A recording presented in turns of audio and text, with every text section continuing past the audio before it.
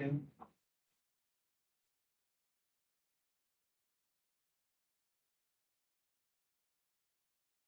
Test 1, 2, 3. Hello, hello, hello. Can you hear us?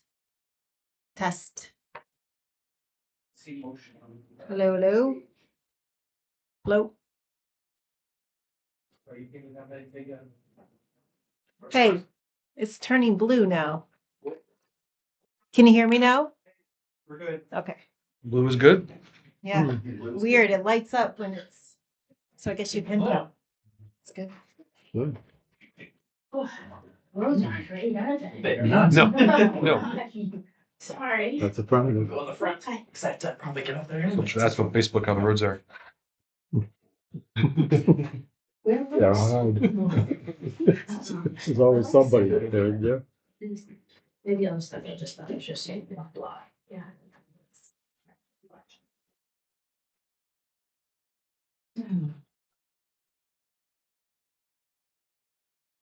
So I'm looking at 6:33 right now. How about 2 more minutes for Mm-hmm. traffic issues? Mhm. All right. I mean, the Durham roads were perfect. It's the other roads. Oh. All right, so it's 6:35. Well, They're smooth.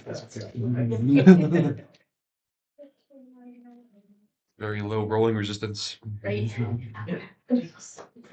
Out on the side of it's coming over here. I can feel myself with my 4-wheel drive. Slide. Yeah, it went a little slightly, the closer I got to here. Yeah.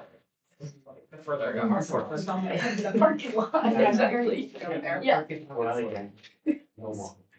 Stop, all of our secrets.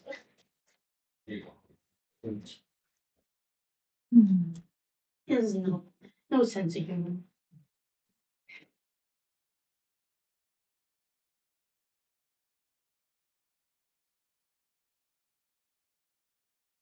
When I moved one here, there used to be a speaking to get over here.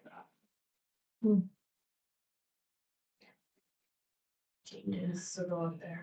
Yeah, I think I'm Sit just around the gonna. table. Yeah. Center Oh, turn. gotcha. Things we did last time. You can stand on the table if you want. Stand on the table? Yeah. Sure. everyone Better can see presence, me. right? What kind of meeting is this? What are we doing? This mic supposedly picks up everything, so. We have to sit in our seats then. All right, I think we're good to go. Yep. All right, so welcome to the December 10th meeting of the Town of Durham's Planning Board meeting. This is rescheduled from our normally first Wednesday of the month because we didn't have a quorum last month. But it looks like we have a quorum now. Everybody's here. If we could just stand for the national anthem. The pledge. Oh, that'd be short. Pledge allegiance to the flag of the United States of America and to the republic for which it stands, one nation, under God, indivisible, with liberty and justice for all. All right, thank you for that. Just want to run through the agenda.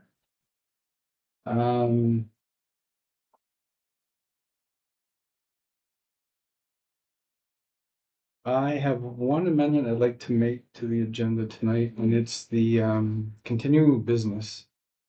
I would, if a motion is needed, I'm like to make a motion that we move number 6, continuing business, to number 7, or swap 6 and 7, so that we can get the applicants out here first, and we can have this discussion between us afterward, if that's okay. with Yeah. everybody? Do we need a Sure. motion for that?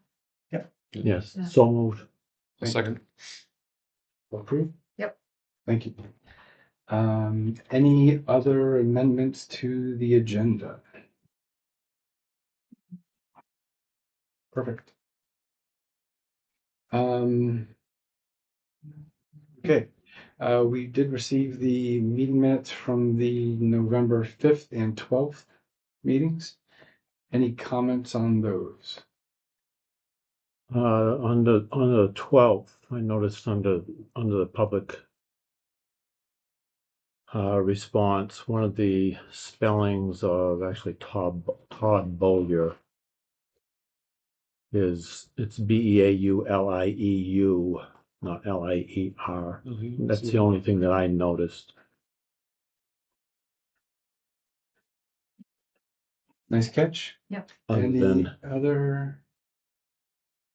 I would make a motion that we accept them as amended. Well, Yep. I'll second. Second by Juliet. Mhm. Everybody in favor? Thank you. Okay. All right, George, informational exchange on non-agenda items. Yes, Mr. Chairman, members of the board, as I have begun to do, I included my monthly report to the town manager, which he shares with the select board and kind of lays out what the work program of my position is, and I'd be happy to answer any questions that you might have on any of that content.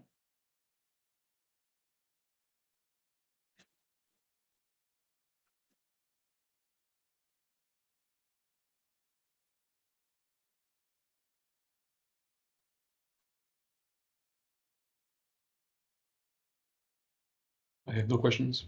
I'd just like to thank George for that thorough, detailed report. Mm-hmm. Yep. Yep, I'll second that. Thank you. I don't have any comments. It's official. You're officially recognized. Thank you. Right, I have no comments or questions on the information that we received from George. Again, Yeah. thank you, George. Great work there. Okay, new business. Preliminary subdivision application for Greystone Ridge.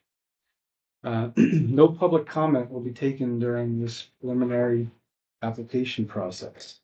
If the applicant or the applicant's representative would like to step up, or you can probably stay where you are. We have great technology here.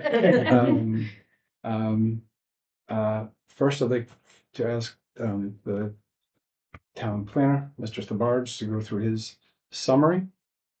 Then we go through some questions and comments after George's summary. Then we'd like for you all to present your subdivision preliminary application. At which time we'll go through the completeness checklist. And then we'll have some constructive discussion during that process. Again, no public comment during this time, but at the end of the meeting, if we feel like a public meeting is necessary afterward, we'll schedule that. And we'll schedule a site walk after this preliminary meeting or application. Okay, this is before you tonight for a preliminary subdivision approval. The board conducted a sketch plan review back in August, I believe it was. And the project proposal is for a 13-lot cluster subdivision. And as indicated in my notes, the notices have been sent out to the town of Brunswick because this abuts the town line. And also notices have been sent to all of the abutting properties, and the applicant submitted certified mail receipts for those notices. And I asked Devin Garneau at the town offices to check to make sure that they were accurate, and he confirmed that they were. I did include a staff review of the checklist, and I identified a couple of items that you should at least look at in terms of determining that this is a complete application. The first is the farmland soils. The commentary by the applicant indicated there were no farmland soils, but in checking the town's resource maps, I discovered that there were in fact farmland soils present. Since then, the consultant has sent me, and I forwarded to you their rendition of that farmland map, which indicates that the soils that are present are farmland soils of statewide significance as opposed to prime farmland. And regardless of which class it is, as I've explained, under state law and Durham's ordinances, they're required to map it, but there are no standards for preservation. But on the flip side, having the knowledge that their open space is going to include the prime farmland, which will be preserved as open space, that can be factored into your decision on whether or not the qualifications for a cluster subdivision are met partially through that. So, the other issue that I questioned, based on my review of the application, was the clarity of the intent for clearing restrictions. When they get to the final plan, they have to indicate where the limits of clearing are. Typically, the limit on the developed lots, the assumption of the engineer in preparing the stormwater calculations is based on how much land is cleared. And so that is one issue, as well as the fact that the ordinance requires wherever buffers are or areas that are intended to be maintained, it has to be clearly spelled out on the subdivision plan and in the deed so that people know there are those restrictions. In addition to the typical clearing shown on the erosion and control sheet, which was C5, they do show the setbacks, the minimum setbacks for each of the lots, which are far more than is shown on the clearing diagram in terms of the concept on the erosion control. So I think that the board should get some clarity of what the intent is and how that will be represented. And I anticipate that the applicant's going to be prepared to address that. Other than that, it appears to include all of the requirements for submissions. And once you determine that the application is complete, if you do that tonight, then you have 60 days within which to make a decision. If no public hearing is heard, if you decide to schedule a public hearing, then you need to do that within 30 days of the completeness. And then the 60 days would be the same in terms of the time limit for making a decision, unless the applicant agrees to an extension of that time.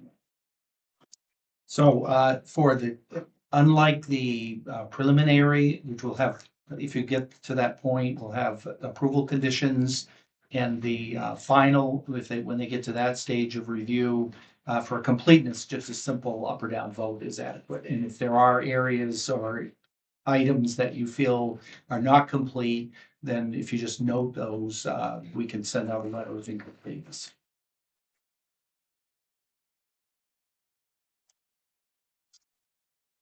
Bear with me, George. I'm just going through the rest Sure. of your notes here.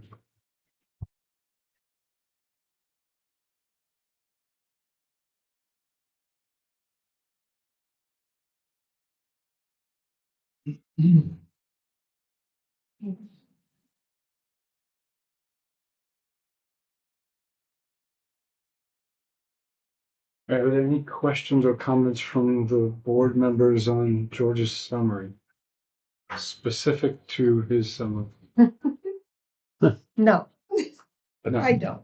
Yeah, no, nothing beyond what he already said. Like to have the questions that he brought up answered. Sure.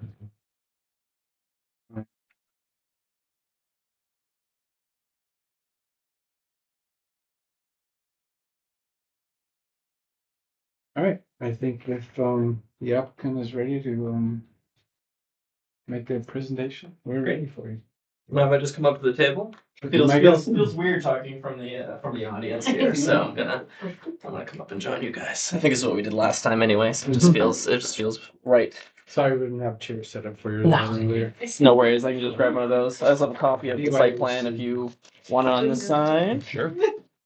Take a look. It's extra. Is that the same set?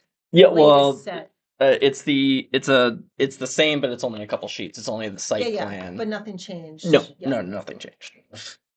All right. Thank you very much. My name is Matt Pelletier. I'm with Teradyne Consultants, presenting Greystone Ridge on behalf of Greystone Ridge LLC to submit the preliminary subdivision plan, which is proposed Greystone Ridge 13-lot subdivision located between 966 and 980 Pinkham Brook Road. Project site is approximately 37.88 acres and includes lot 35 and lot 42 on Sether's tax map 2. The site is located in the rural residential and agricultural zoning district and is currently mostly undeveloped forest, but there are 2 existing house lots with some developed area on lot 35. No part of the site is in any flood-prone areas, and there's no resource protection overlay or aquifer protection overlay on this site at all. Wetlands and streams were discovered based on a wetland delineation and vernal pool survey performed by Eric Lima, Basswood Environmental. There are no vernal pools discovered on site, and no wetlands are considered wetlands of special significance, although there is a mica pit towards the northeast of the site, which is right in this area up here. That is not considered it's considered a vernal pool, but it's not considered a significant vernal pool by Maine DEP standards. So with a significant vernal pool, there would be a 250-foot setback. If it's just a regular vernal pool, it's treated on the DEP side just as a regular wetland area. So there'd be a setback based on your ordinance, but there wouldn't be any additional setbacks from that. We notify state agencies, including Maine Natural Areas Program, Maine Inland and Wildlife, and Maine Historic Preservation. We provided those in the application. There were no significant concerns that we were aware of on historic properties near the site. Lot 35 is a 50-foot right-of-way to access Pinkham Brook Road between the before-mentioned 966 and 980, and as well as Blue Jay Way, which is a private way to have access to those lots. Lot 42 is in the back. Lot 35 is the one that's closest to the road.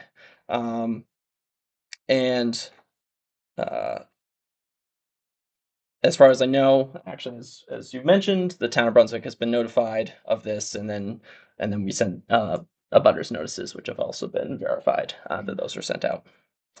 The topography generally from the mica pit, there's some steep slopes, which we've included. That was a comment from Sketch that we didn't have the steep slopes on the residential area calculations. We've included those in those calculations. So generally the topography slopes where most of the front lot will kind of drain towards Picton Brook Road. And then most of the back lot will drain towards some of those wetlands in the back, as well as a stream, and then kind of exit to the south. There's overhead electrical along Picton Brook Road that we're going to tap into, and there are no existing septic or there's no sewer or water to connect to in Picton Brook Road. So we would do septic systems and wells. The proposed development includes the construction of a 2,432-foot linear foot road that's going to terminate in a hammerhead turnaround, and then the 13 created lots. The 2 of those lots are going to accommodate the 2 existing houses in the front, lot 35, and they will have frontage on the proposed road, but we're not at this time proposing that they have access to the road. We want to keep it with Blue Jay Way. There was discussion that Blue Jay Way does not meet the current ordinance for a backlot. So there's been discussion on that. We believe it's grandfathered because it's been up there for over 20 years. At least we think it's been there over 20 years. So we would like some discussion with the board on how that we would like to approach this. What is the correct choice? Like I said, we'd like to keep Blue Jay Way as is and not touch it, and have those 2 lots access those, and have the 11 lots have frontage along our proposed road. The road is designed to meet the private road standards and will include 10-foot travel lanes and 2-foot gravel shoulders along the 50-foot right-of-way. We're also proposing a access right-of-way in the middle here that will, have some connectivity if there's any future development on a side lot, so they can make that connection. There are also some areas where we're suggesting a 10-foot travel way with a curb, and that's mainly to facilitate stormwater runoff to specific areas that we want per DEP standards, because we need to treat, and to mitigate any wetland impacts, because we're going to have a wetland crossing around station 1725 to 1825, so about 100-foot crossing for wetlands. That will be designed with 2 36-inch open bottom culverts that are 12 inches embedded, which is pretty standard for DEP crossings. So we have curb there in order so we're not grading too far into those wetlands. That will result in about 4,200 square feet of impacts, which is a NERPA PBR, which we plan to submit to DEP. We also have stormwater management infrastructure due to the nature of how much impervious area we have, which is about 1.33 acres of impervious area. We're going to need to do a full stormwater permit through the DP, so that's something we're going to do as well. So both a NERPA PBR and then a full stormwater permit. So there's a couple of different permit applications we'll have to submit on this project. Sorry, is that the site law? Not site law, No, not just site law. stormwater. Just stormwater. So kind of the middle one, because Yeah. there's a stormwater PBR, there's the stormwater, and then there's the site law. Got it. So we don't need to do site law, but we need to do the stormwater. As I said, there'll be stormwater management infrastructure, which is a combination of underdrain soil filter, which is towards the front to help redirect. Generally, stormwater, there's some off-site that's kind of flowing across. We're trying to direct that to the appropriate places. And there's a house lot here that's pretty close to the edge of our property line. We have an underdrain soil filter in this area that's kind of directing it around so it's not going into their house, which is, I think, they would be very appreciative of. Plus, we have a series of roadside buffers. We have level lip spreaders and then ditch turnout buffers. So ditch turnout buffers you can kind of see in the back. They kind of jut out, so those will be deed restricted, so there won't be any clearing in those buffers. Same thing with the roadside buffers minus a driveway because they need to have access, which is generally accepted by DEP. We've had that come up in other projects before if you have a driveway through a roadside buffer, and generally it's accepted as long as the rest of it's deed restricted. So that series will meet all the DEP standards, and I'm sure you'll have your third-party engineer review those when it's submitted. Each lot will be served by individual wells and septic systems. We had test pits done. We have shown on the site plan the 100-foot well exclusion zone to show that wells and septics can fit on the site. Underground electrical will serve these areas. And we're also proposing a fire pond, which we need to understand from the fire department what they would accept for that. And talk with you guys to kind of understand what that would look like. Our desire is there's actually an existing pond on this lot, and we would like to use that potentially as the fire pond. Again, we'd have to get the fire department to make sure that it meets the requirements that they want. It might have to be dug deeper or made bigger in order to meet the requirements for fire suppression. And then an access route for them to get to with a hydrant. So we want to talk with them to make sure that that's designed properly. Otherwise, we have to put it somewhere else on the site. But our desire is that pond that's already existing. As explained before, this is a cluster subdivision, so it follows the dimensional standards in your ordinance. And as part of this, we meet the 50% open space requirement, and about 20% of that is wetlands, so we meet that requirement as well as being less than 50% in the open space being wetlands. Most of these are 50,000 square feet, so a little bit bigger than what is required, except for one that's like 49,500, that's the smallest one, and they all have at least 150 foot frontage, with many of them having a little bit more, especially kind of in the middle here, a little bit more than 150 feet. Yeah, so I think that's all I have to present. Thank you very much. Yeah, you're welcome. All right, so we go through the completeness checklist. Yeah. Yeah, versus asking questions. I think questions will come up as we hit each topic. Yeah. Okay. Is that okay with everyone? Yes. Seems like a good way to do it, yeah.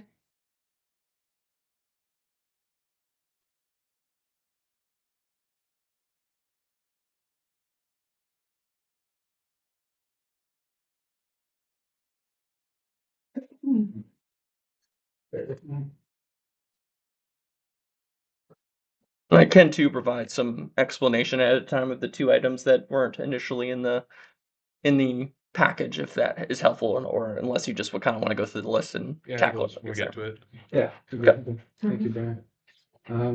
All right.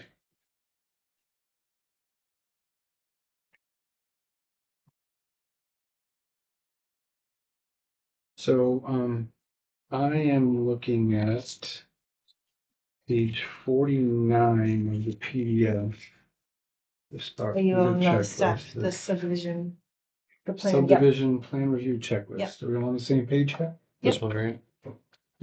Dated That's December correct, yeah. 1st. Yep. Yep. Okay, completed application form. Location map with required information. Looks like we have that. Yep. Yeah, I'm sorry. Feel free to Yeah. jump in. I'm just gonna go through these. Yeah, there's a lot of them. If I have a comment, I'm gonna jump in, so please jump in if you have any comments as we go through here. Preliminary plan at readable scale, you received that. Proposed subdivision name, town, map, and lot numbers. Yep. Documentation of legal rights to develop. Have we seen, I think I saw a deed in Right, here, title and right? interest. The one thing I noticed on the deed was rather, and that's attachment 2. Yeah. When you get into the deed, it actually says the 32nd day of June. It Which, does. I don't know if you ever get into title searching, if someone catches that, they're gonna say, what happened here? But yet there's Backdoor. 23rd, it appears that it was transposed, but there is June 23rd signed by the notary. Whether that would be a contention at some point, I don't know.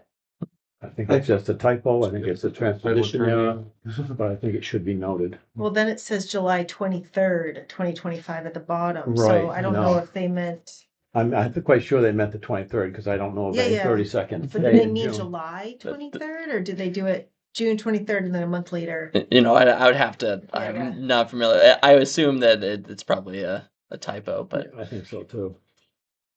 maybe a leap day. Yeah, that's weird. Like this, But I two different ones. title companies can get extremely specific sometimes, but you need to clarify that. Yeah, so I think in everybody's best interest, that should be clarified for sure. Yeah. And one question I had was about the Yes. remaining portion of Robert Libby and Victor Keith, and is that who owns this lot? So I think we're still working on that. I will refer to Michelle on this piece. I think there's some issues with that, but I will. Michelle Harrison, part owner in Greystone Ridge. The attorney currently is working on it, and the individual that we purchased it from feels like it's free and clear in his name. Unfortunately, there was some foreclosure deeds. That's why, as I'm pawing through deeds, I have all the deeds back to like 19 something, and so they're deceased. And so now their heirs are being contacted and certified letters have already been sent out.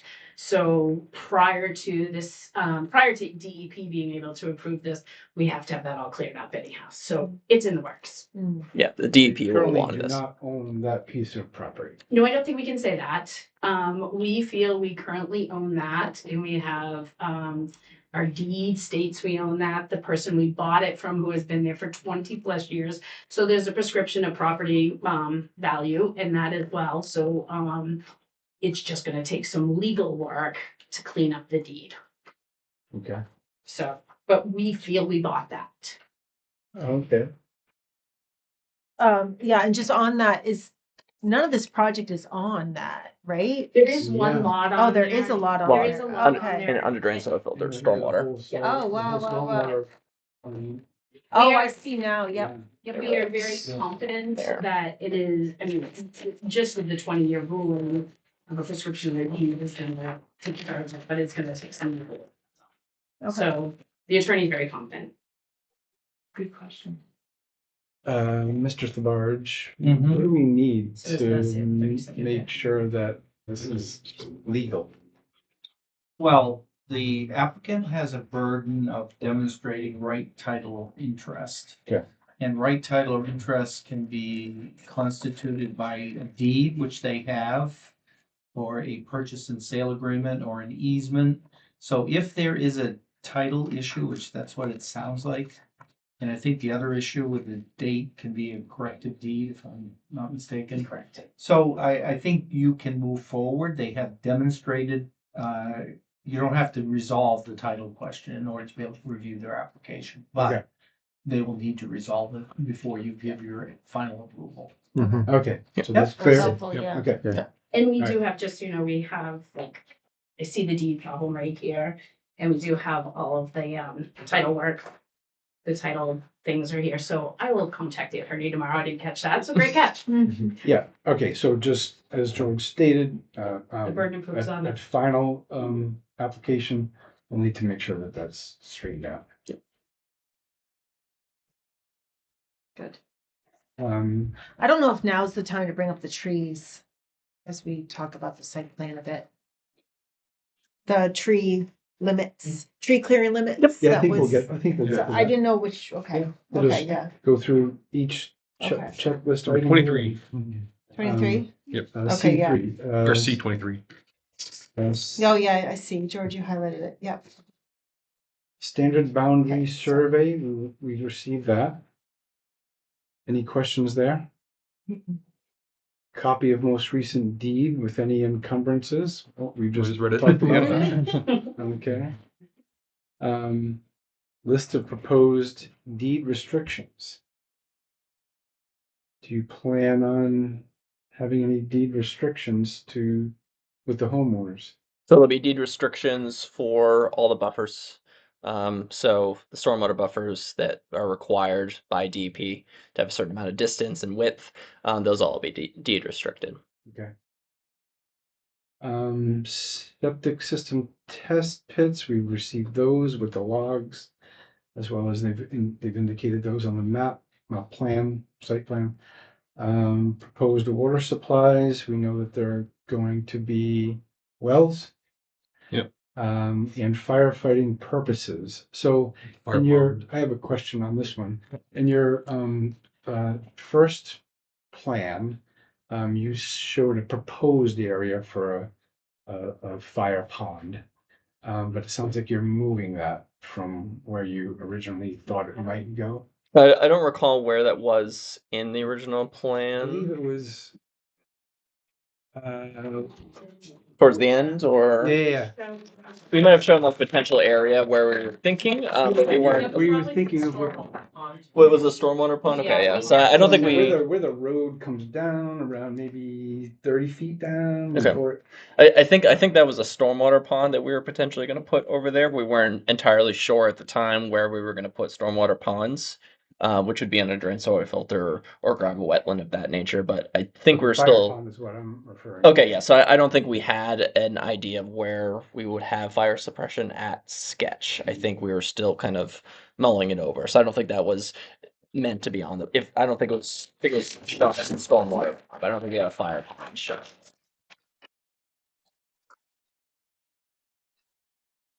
So what I heard you say earlier is you're planning to meet with the chief.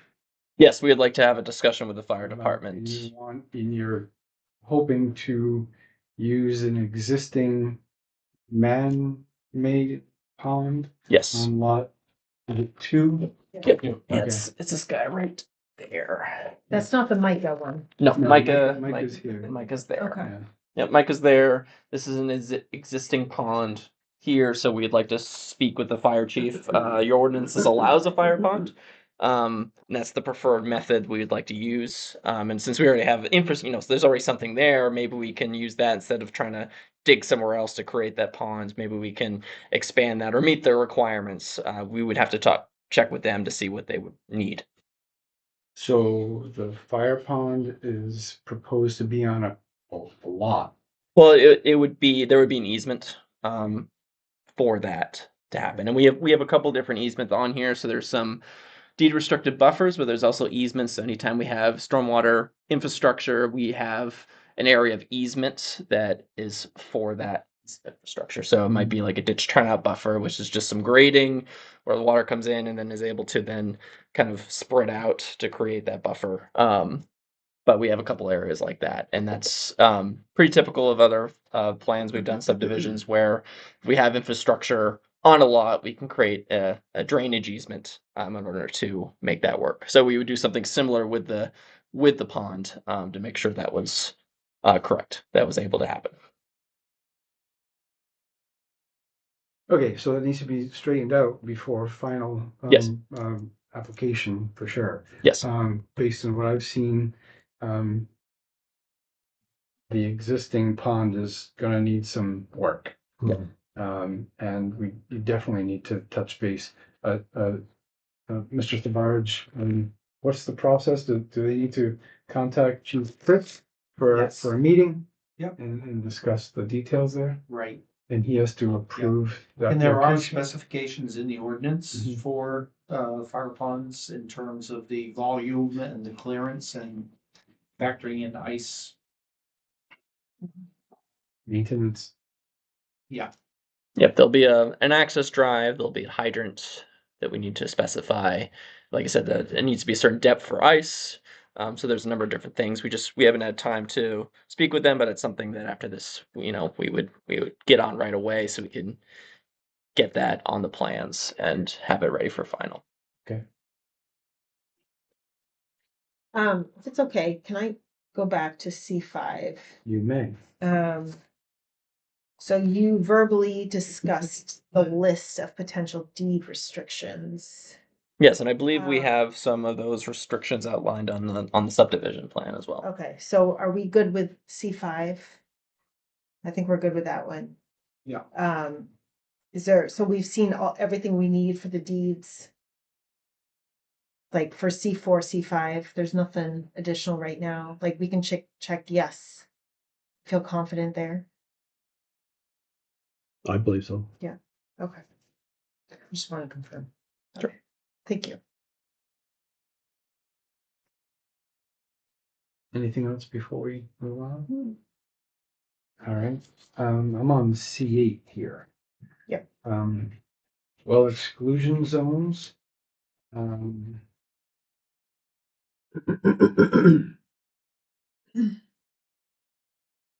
I believe those are shown on the plans. Maybe not so much for lots. Is it 6, 7, and 8? Or 6? Do you have your well? It's on the Yeah, site. it's It's on the Site plan, which is site and utility. Yeah, site utility. I don't think I have this on this. Three sheets and could be on every. Yeah. One? These guys. 7, 8. Okay, 6,000. Yeah. Okay. Yeah, no, sorry, we didn't print out that one. This one is just the grading and the subdivision.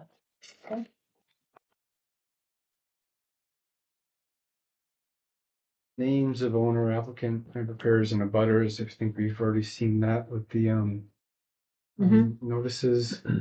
Wetlands mapped, we have that. Topography, 5 and 2 foot contours. We see that on the plans. Actually, the contours don't show up for lot 6 on one of your drawings. I don't know if it's a layer that was. It can sometimes be where it's cut off with the different sheets because we kind of cut off in order to do that. But sometimes, frankly, it's a printing error. 6, 7, and 8. Which one is it? Well, the topo is only on the existing, isn't it? We have topo on the existing, and there's topo on for the grading plan. It's topo this as one well. maybe? Yes, this is the one. Yeah, it looks like it was the Okay. LiDARs cut off, something. Oh, that's interesting. Yeah, this 6 too. 6 Yeah, and and- 7. Oh, yeah. Yeah. So that's usually sometimes it's a surface in CAD, so they are there. Sometimes we have to make sure next time especially when we submit for final that shows up properly. Right. But yes, so it is there. It is Just there. Yeah, it's Yeah, on it's this. here. It's on this one, but it's not on. yeah, so we'll make sure that prints properly. Sometimes when surfaces are pretty big, they can have printing issues. Make sure that's good. Okay, C12, farmlands and soil. So, did you all receive the Yes. extra. Mhm. Okay, so we're good with that? Mhm. Yeah. Okay. Uh, Number of acres, location of existing and property lines and site features. Stone walls, large outcrops. Any questions on that? I Nope. think we received that. This is, right, this is the symbol for rock outcrop? Yes. Yep. Okay. Yeah. Yeah. Location of water features. We received that. That has streams located there. Zoning district and then district boundaries. I believe that's also part of this. No resource protection on this site. No resource protection, no aquifer, no, not prone to flooding Mhm. area. Yeah, no floodplain. Location of existing and proposed culverts and drainage ways are shown. I believe we've seen that. Yep, it's here. on the grading and drainage plan. Has the culverts and those drainage areas. That should be on that one as well. But Yeah. Existing streets, easements, buildings, parks, and deeded open spaces. So we see where the open spaces are supposed to Easements. be. Mhm. We just talked about that, right? Yeah, yeah, and there's also easements that are identified. I believe, yeah. So existing, right away. So not easements in the beginning, but yes, we do have the other easements that we're proposing for this project on here as well. For your features. Yes. That, okay. Yep. Okay.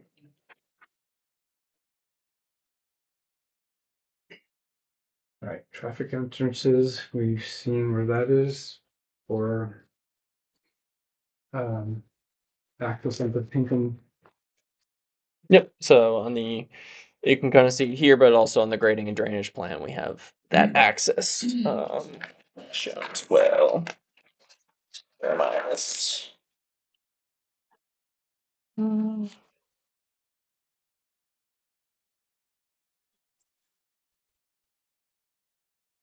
Yep. There. See that.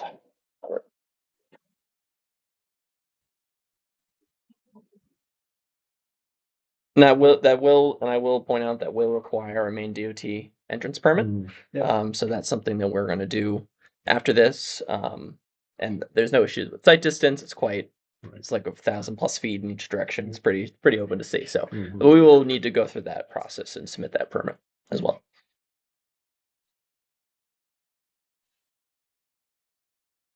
Location and width of existing and proposed streets, we'll just kind of ties into C18, I believe. Right, same proposed lot lines with dimensions and area. Yeah, so on that one, lot 13, the road frontage, is that what this 161.84 feet is? Yep. Okay. So it's over 150. Cool. The actual frontage for this would be these added up here. Be those guys. Just be aware, we're not sure that that meets the definition of frontage. Typically, you have to have the full length of it. So be prepared to look at that. I'm sorry, can you repeat that? Yeah, the whole issue of ending, the turnaround and counting all the sides of the turnaround. The code officer has pretty much interpreted that that doesn't meet the definition of lot width and street frontage. So if you just extend it so that you need 150 feet. So discount the turnaround and just have a straight line. So that clearly meets it. But again, on the issue of the Blue Jay Way, if you want to submit a legal opinion saying, in our opinion, it meets the ordinance, we'll review it. What about the very end of the road? So I understand you're talking about Again, the it has to be, hammerhead is yeah, it not, has to but- be a straight line. So Straight line, really, this around is Okay. not a straight line. That's the Or issue. a curve, I mean. Yeah, or a curve. But like, not, yeah. is Okay. that a Durham ordinance or? It really goes to the definition of road road frontage in Durham. And it's not as clear as it should be, but that's been the issue. The code officer has pretty much said it has to be a straight line.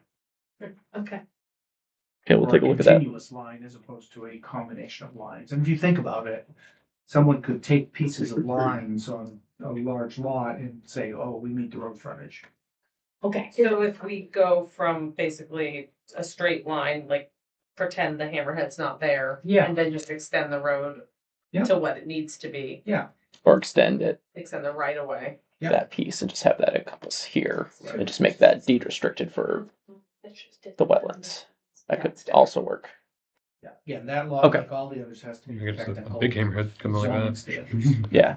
Okay. I think that can be workable.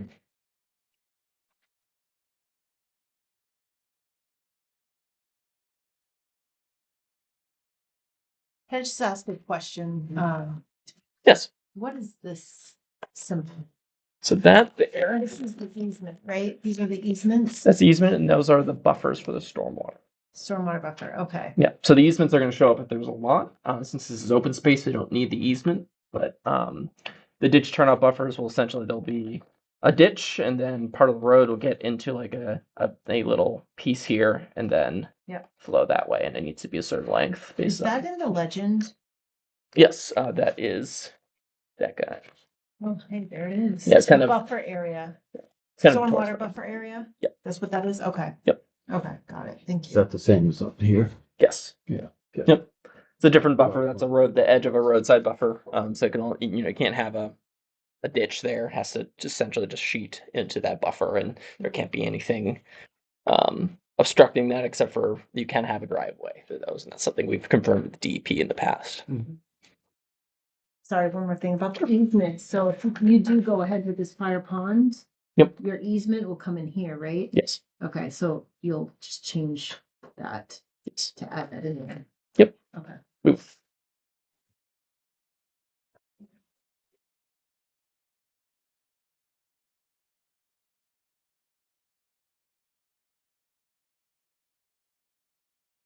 Okay, we move on. I think we're up to C20, proposed lot lines with dimensions and area, which is shown. That's what we just talked about. Okay. Sorry for that. Oh, it's okay. So then, C21 and 22, proposed common open spaces and proposed uses. So they show the common spaces, Mhm. and the uses are for, I mean, they'll be mostly for preserve the natural area and some recreational opportunities. If they, whoever the homeowners association, if they want to build a trail potentially, but they'll mostly be for just in order to preserve and keep it. so that will be detailed in the HOA documents Yes. that I think we require at finals. Yes, we will. That will be all in the HOA to make sure that's spelled out properly. There's also a few areas of stormwater management within the open space.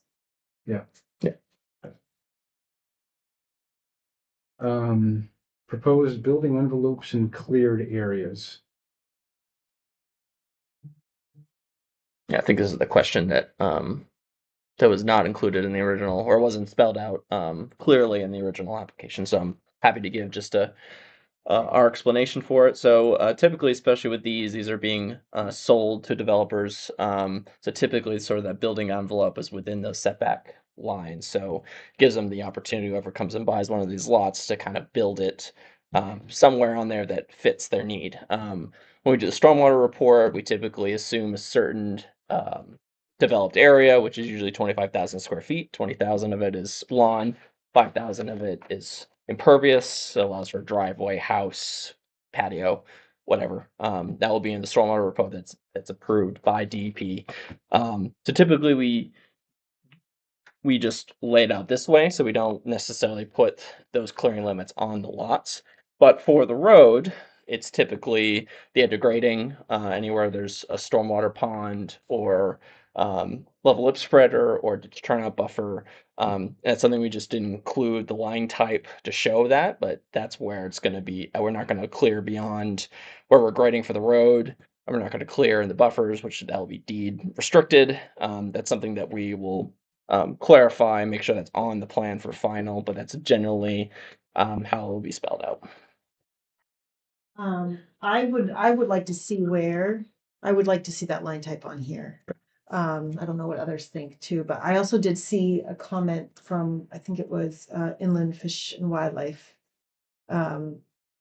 They referenced the tree clearing, but something like they weren't sure of the tree clearing area due to the bats. That's why they were Okay, looking yeah. at that. So, Mhm. That'll be with Army Corps as well. It's something Yeah. that they take Yeah. seriously, and so they'll be clearing Yeah. timeframes that will potentially have to adhere to, depending on what they say. I mean, this is a Yeah, forested exactly. area, so there are bats everywhere. Every project we come encounter is I their know, bats are I a know. concern. So I think it would be great to see that on here. Yeah, that's something that we can certainly make it I would hope we make it a condition of preliminary approval that because it's generally, if you look at, it's something we wouldn't include on the subdivision plan. It's something that would be on the site plan and the grading plan. Yeah. You can generally Yeah, see. I mean, you can generally see where essentially it's going to follow as close as possible to any of these areas that have these contours. So it will follow pretty close to the edge of right of way. Around here, there'll be no clearing, obviously, in these buffers. They'll be clearing up around this in order to build this pond, and then there'll be clearing where there's like these the culverts that get across the road. So this is a pretty good representation. I mean, they wouldn't go beyond what is required, but shown on the grid. You don't include it, the lots.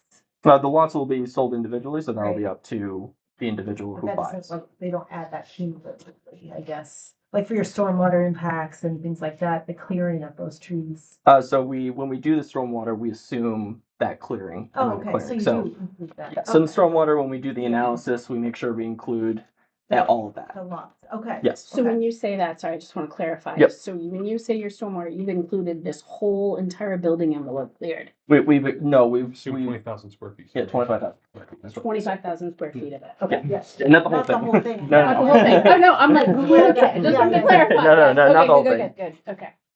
25,000 is a typical one that we use. Depends on so some luxury ones like more, but then we tell them, okay, well that's harder to balance if you have 10,000 impervious and things like that.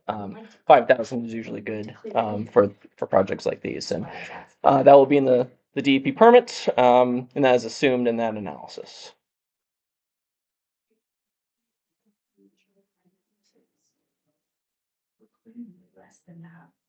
Any other comments on C.23? I think you've done a great job with the building envelope depiction regarding wetlands, Yes. but going back to lot 6, 7, and Yes. 8. So not like, is it something wrong with the printing or?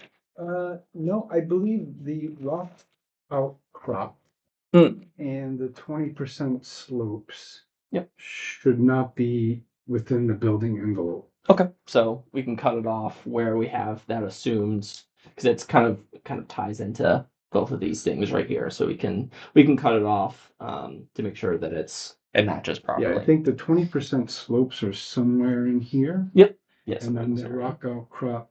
Again, this gets into the cluster subdivision, right? It's like Yep. to maintain as much of the natural properties of the lot as possible. Absolutely. And those, although they're in your calculations, you've stated here how the percentage of that area that should be taken out of the calcs, but it should be pulled out of the building envelope per our regs. Absolutely. We can certainly do that. And Mr. Thabarge, so when these limits of disturbance are shown on the subdivision plan, is it up to the CEO to confirm that those limits are not pushed outside of their limits? Well, that's the point that I've been raising, is that it's not completely clear what those limits are. I've heard the setbacks, everything within the setbacks. I've heard 25,000 square feet of clearing on each lot, but it sounds like that can move anywhere on the lot. Yeah, it's up to whoever the individual person who buys it and has a builder. When they buy that, they'll have certain parameters based on the HOA documents and obviously where the setbacks are, wetlands and such. And then, we don't want to necessarily dictate exactly where they can put a house. We just kind of want to give them a general idea. It's like, okay, you can't go over this amount of Sure. impervious. That's all understandable. I think the key is for the code officer to have clear, Okay. measurable standards to say on this lot, it either meets it or it doesn't. If it's just the net total clearing cannot exceed 25%, that should be stated somewhere. Okay. If the intent is to allow it to be somewhere on the lot within the building setbacks. Can that just be defined in the HOA? I think it's just clear, it needs to be clear Okay. on the plans and in the association declaration. So that everybody's on the same page and we don't have somebody saying, oh, they weren't supposed to clear that much. Yeah. So the code officer, he goes out, he has to have something he can measure. It's something we've done in other plans too, is we can show roughly what a 25,000 clearing limit would look like and just put a note that they need to meet the 25,000, but that it's for it's for visual purposes only. So just like, I hey, think this if would you work. just have a clear measurement limit on each Okay. lot, no more than 25%, probably DEP is gonna be looking at that as well, so. Again, it just needs to be something the code officer can measure. As to a conceptual, it's like on the erosion control plan. Yep. Conceptual. You can't measure that to determine whether it's in compliance or not. And then again, the worst case scenario is somebody clear cuts their lot. And how do you determine that that's either in violation or not? Just need to be clear. I'm just getting back to the objective of a cluster subdivision and maintaining the natural characteristics as much as possible. So, I mean, just to say that you can clear 1,000 square feet, I think it needs to be clear where that 1,000 square feet needs to be. Yeah, and We in retain the, yeah, rock and in the ledge, sketch we plan, retain it the talked about 20%. identifying the optimum building sites. Right. So part of the cluster concept is that you do set where those house locations are gonna be, as opposed to a conventional subdivision with 2 acres, then you put it in. That's the concept of cluster. Yeah. Comment? Yeah, Todd Harrison. Couldn't that be, I've done in other towns, that's been, when you put your application in for a building permit, at that point, you've sketched out where you're gonna clear, where you're gonna put the house. Yep. So the code enforcement officer guy knows, okay, this 20,000 feet, that's the 20,000 feet. It's drawn out on your plot plan. Yeah, So but it each starts individual- here. It starts here. So Cluster this is subdivision where goes it- beyond the normal requirements. So we're gonna dictate where these people build their houses all over it? That's part of the planning board process. Yes. If you want to do a cluster subdivision, Yeah. if you don't want to do cluster, want to do 2 acre lots with 300 feet frontage, you put them wherever you want. I see, okay. Now, we're defining the building envelope right here today. Mhm. During this, well, this is preliminary and Yeah. final, it will be final, but yeah, that dictates where any clearing should happen. So, let me ask a question. So how, I think, there may be more than one cluster subdivision in Durham, I'm not sure, but I know of one cluster subdivision. How was it defined and then how is it enforced?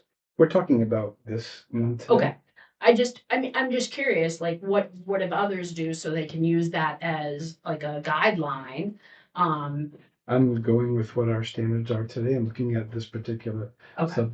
subdivision. But yeah, I think we can, which we've done. We did a project separately in Biddeford, and we did exactly that. We did 25,000. We just showed there's a line style that's like a tree outcrop, and we show where 25,000 roughly is, and we can define exactly where that is. And I think that's probably the crux of that comment for not having that on the plan. That's something that we can do pretty easily. So something that I hope that we can include as like a part of the preliminary approval, that it has to be included in final, and we still have to go through the third party engineer as well, and so they'll look at that. So I think that's something that we can easily do. And I can going do back it. to Brian, your comments, certain lots are gonna be more sensitive than the others. Yeah. So it may well be that, for some of these lots, any 25,000 square feet is fine, but up near the steep slopes, outcrops, then that may be an area where it's more restricted. Mhm. Yeah, so I have a question about that is, some of these lots, obviously there are wetland setbacks, steep slopes, in addition to the side, the front and the rear setbacks. So that 25,000 would be more restricted to where it kind of Right. hones in where it needs to be. But on some of the lots, it only has, like the side and the rear and the front setback. So someone could say, I want my house really close to the road. I don't want to build long driveway. Someone could say, oh, I want a long driveway. I want to be more private out, like farther from the road and have more forested areas still between my house and the road. So if we put that tree line of 25,000 on the plan of like what we're saying is the ideal building site, can there be like a subject to change with a building permit reviewed by the code enforcement officer, so someone doesn't have to put their house like right next to the road if they want to pay for a long driveway when they buy the lot? As long as it meets all, other setbacks from obviously these things you're talking about, steep slopes, wetlands, things like that. The impervious area requirement and things like that. So in a conventional subdivision, yeah, you can, you get a setbacks and you have to build within those setbacks. This is similar to that, but the intent, from what I understand, from a cluster subdivision is to provide you with the opportunity to put smaller lots in this case, you get more lots out of that. But it's also to maintain the natural characteristics of the property. So this, our regs here, kind of constrains you to where that building envelope is going to be. And again, it's to meet the intent of a cluster subdivision. Yeah. Okay.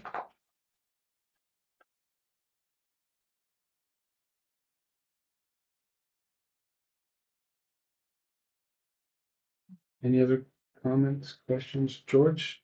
Any? No, you're almost to the checklist. It's a long checklist. Okay, C24, any flood-prone areas per FEMA maps? No. We have that. C25, any state identified significant habitats or unique natural areas? So on this one, I mentioned before, it does look like the Inland Fish and Wildlife, I think it's them. They confirmed your survey for vernal pools, but said that they need to still review and verify in order to determine the significance. I don't know. Have you heard back from them on that? I don't recall if we've heard back, but it's likely based on Eric Lima, who's Yeah. done this many times, that Yeah. it's man-made. Yep. Man-made does not meet the definition for significant vernal pool. Yeah. It's likely going to do that. I don't expect anything different. But Yeah, okay. And but- this is the Micah yes, pond we're talking about. Okay. yes, All right, so that's still pending. yes. That usually takes a little bit longer. Yeah, That's just and I kind of know the nature with of it. everything going on, it's not very fast right now. No, it is not. No, okay. People have feels on that. And this is kind of related, so you need a state permit, couple of them, Yes. right? Do you need USACE, federal wetland? The Army Corps. Yeah, Yes. you need that. We'll file an Army Corps permit because we are impacted. We have the wetland crossing. Yes, So we okay. will be doing So you Army need Corps as all well. those. Okay, Yes. all right.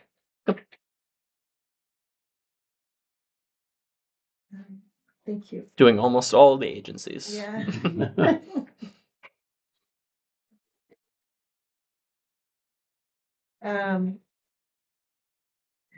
I guess just one more thing on that same department. Sure.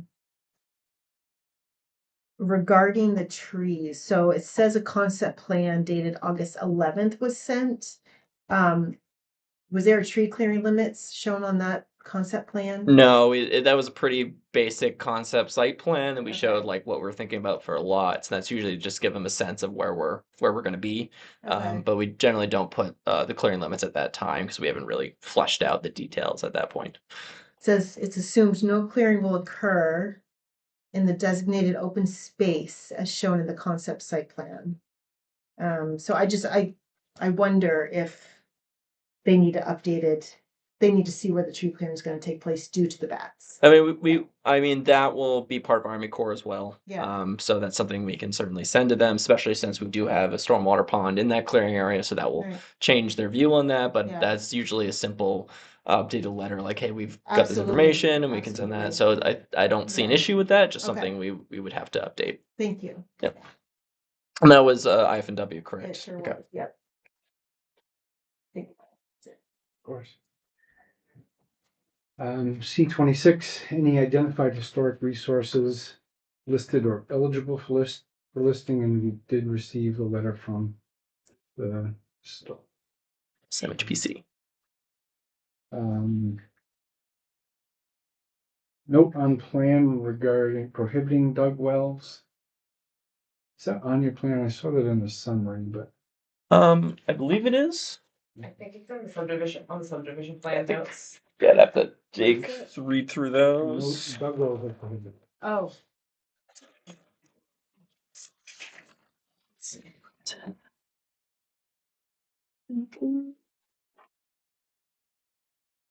No, 13. No, 13. Yeah, Doug was right. Yeah, right there. I said he's on there. Wells and septic in accordance with main rules. You've seen your, Are you now moving? Where are you? from Where are you? completeness What'd you into jump to? Substantive? I think you are. Getting Yeah, I ahead think of we us need here, to Brian. make a decision on. C26 should be the last one. Yeah. Before the Uh-huh. studies. It is, Yeah. okay. All right, so since we've been through all of that, we do have some notes and some takeaways, but do we feel that we meet checklist for preliminary subdivision? C23 is the only sticky one right now. Having that building envelope Yeah. clearly defined. Yeah. So I that is a agree with- requirement for a cluster. I would be comfortable with seeing it the next round. You can make it a condition of approval. Okay. Yep. But Fine with it. But depending on what y'all think too. Right. I would be okay with that. You verbally explain what it's gonna be. Yep. You've talked about updating the plan and updating the agencies as needed, updating any stormwater calcs you need to do. Yep. So I'm okay with that, but what do you think, Brian? No, I think we're pretty clear about what, again, this gets into the intent of the cluster subdivision. I mean, certainly if you wanted to go with a conventional subdivision and reduce the amount of lots, that goes away. That Yep. changes everything. But we've been clear about what the envelope needs to be. Yep. And so if you guys are okay with accepting that. Well, no, so I'm saying I wanna see it. Yeah, Sure. yeah. I wanna see it, but not like I'm okay approving their Just ex- application is complete. We'll see it next time. Yep, condition of approval. Right. Yeah, okay, you're saying the same thing.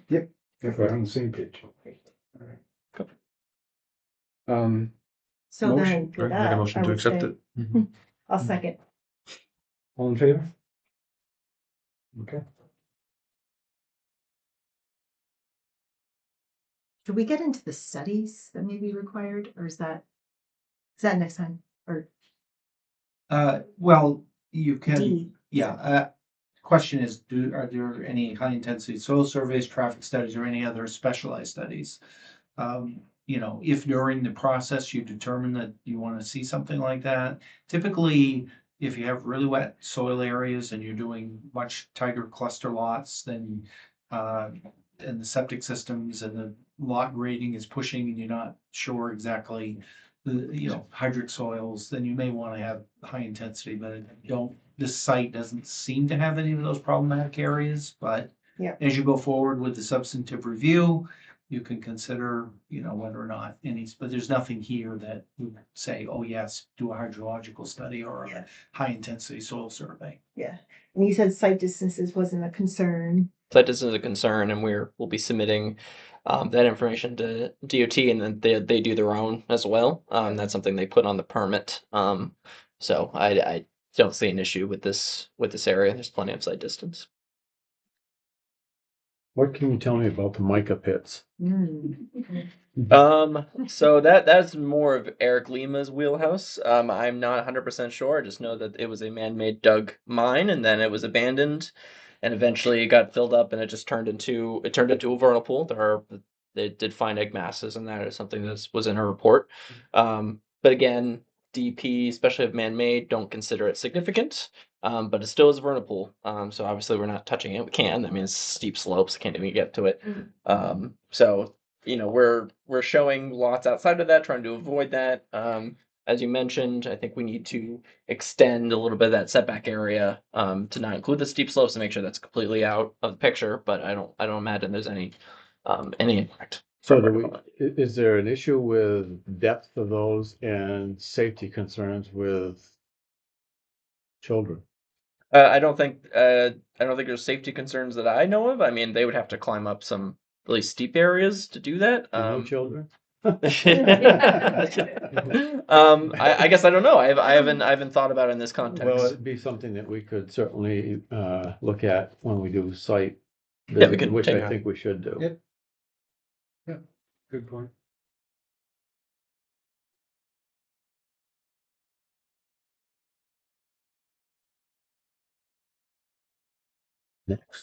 Next, we can move on. Yeah. All right, sorry, I got I ahead think of we'll get myself into here. more conversation next step.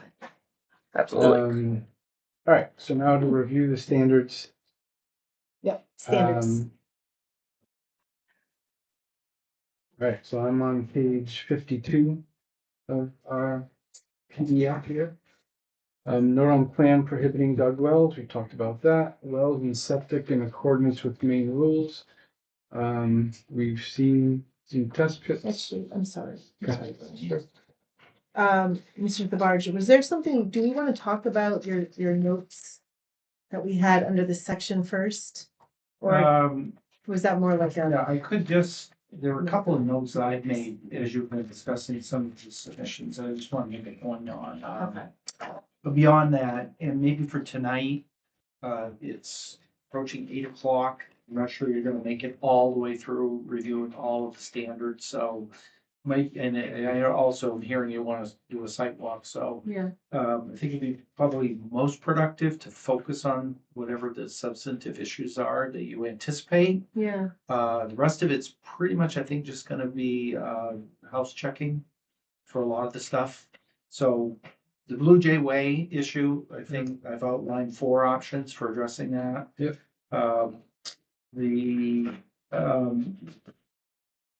We've talked about the road frontage on that last lot. Mhm. They are proposing a 50-foot access to the property to the north for future paper street. And in the discussion so far tonight, one thing I did pick up on is I think it's sheet C 5.2 has a wetland stream crossing detail, which Mr. Pelletier did address. And just to clarify, if they are not going to meet the typical requirements for the road because they are narrowing it for this DEP permitting process, that's okay, but it doesn't meet Durham's street standards, so they would need to request a waiver. Okay. And the justification for the waiver would be the arguments that they make in terms of the DEP. So technically, they would need a waiver to go with that alternative design. Then you would need to, because it doesn't meet the standards in terms of the shoulder width. So again, this is typical. When you do a stream crossing, DEP makes you narrow it as much as possible. But at the same time, they will need to get a waiver, and you're probably gonna want the town engineer to peer review that along with the rest of the engineering. Well, what was that again? It's at stream crossing, or excuse So it's me, easier to see on the wetland on Okay. the grading plan. It's easier to see because there's actually a couple areas where we have partial curve, and that's help with stormwater as well, and that will be required for DEP. So it'll be the stream crossing plus evening of the road. So there is Essentially what the section is like, Here. is we're just taking the shoulders away and adding a curve instead. but the actual paved driving surface is the same. It's still 25. So that's gonna be one. This area And the stream is shown there. where? So it effectively it's a wetland crossing. So it's not a stream crossing, it's a wetland Yeah, crossing. so there's no, is there any stream? Not here, no. The streams are these Yeah, guys that's and what I then thought. I here. didn't think you're not impacting any streams or, it's No. just wetland, okay. Yeah, just wetland. Okay, that's, okay. Can I ask you a question about that, George? Sure. So often when we have a curved road section, there is no shoulder. It's just the driving lanes and then the curb, which is what we're doing there. Mm-hmm. But we still need a waiver to remove the Yeah. shoulder. Yeah, Durham doesn't really do curbs except in these don't do locations. Yeah. So the standard is a 2-foot shoulder. Yep. And again, it is permissible for a special condition, and this they have brought waiver authority, which they have to be.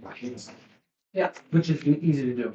So if, just as an example, if someone came in and said, we want to have a curved road, because that's what we want to feel and look to be. Yeah. No shoulders, the curb will be, how it typically is, right along the driving edge. You That would need a waiver for you everything. make the case that you either meet or exceed the standards. Yeah, okay, interesting. So there are a couple areas of curb. So that'll be part of the process to press the waiver, but again, it's for DEP permitting. I think that's something you can make a case for. Didn't you earlier state that there'd be 2 pipes in that? Yes. detail? Yep. The based on the length, it's an Army Corps and a DP. I think it's like every 50 feet. You need that. So there'll be 2 36-inch embedded culverts. Side by side, or Yeah, there'll be one, and then it'll be 50 feet apart, and the other one, and they'll be placed in the middle. And actually, you can see that. so your detail shows one like 50 feet away would be the same detail. Yes. You're saying, okay. Yeah. So it's meant to be just a typical detail, but the make sure we're same. 5.2. Oh, is there a missing? 5.2. 5.6. Oh, Yeah, it's in the back, right there. that guy. Oh, but I think that's gonna show it on Oh. the plan. It's right there. Oh, yeah, okay. Okay. Okay, gotcha. And then there's one Hmm. over here too. Yeah, so there's a couple of culverts that we have. Yeah, this will be a 36 embedded, and this will be a 36 embedded, and that's to the lost stormwater that comes this way. So we want to make sure that we're not causing that to back up and create a pressurized situation. And so that's why they're a little larger than typical. Usually, it'd be like a 15-inch, maybe an 18-inch. 36 embedded gives you that same amount of surface area that you would a 24-inch, but allows you to kind of put it a little deeper. So we need 2 feet of cover to make these work well. So that's why we've done it that way, and make sure there's not pressurized pipes and creating flow issues. We would have done it different way. I'd like to go back to George's summary. If we can start with is it Blue Jay Way? Yes. I'm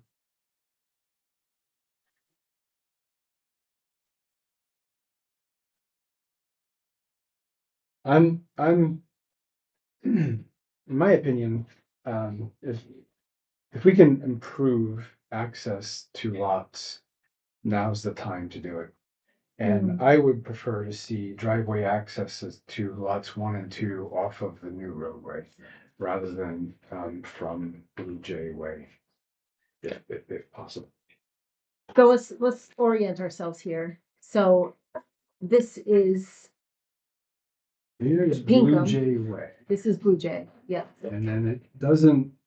From what I understand, it currently does not meet our roadway standards for backlots Right, to get back right, there. right. So You're saying you want it off this main well, road. George has pointed out several options. Mhm. Um, to fix this. Mhm. And I'm just saying, I don't want to be in a position where we create a bad situation or continue with a bad situation. And to relieve some frontage issues, I would prefer to see the driveways off of the new The road. Greystone Ridge Road. Yeah. What would be the concern with doing that? I guess the concern would be, that those are existing houses that now are forced to join an HOA and be put into that, like, hey, by the way, you live here, but now you have to pay this amount of money to do that. So that would be a concern on a private homeowner's standpoint. You're asking for a 13 lot subdivision. Yeah. Okay. There.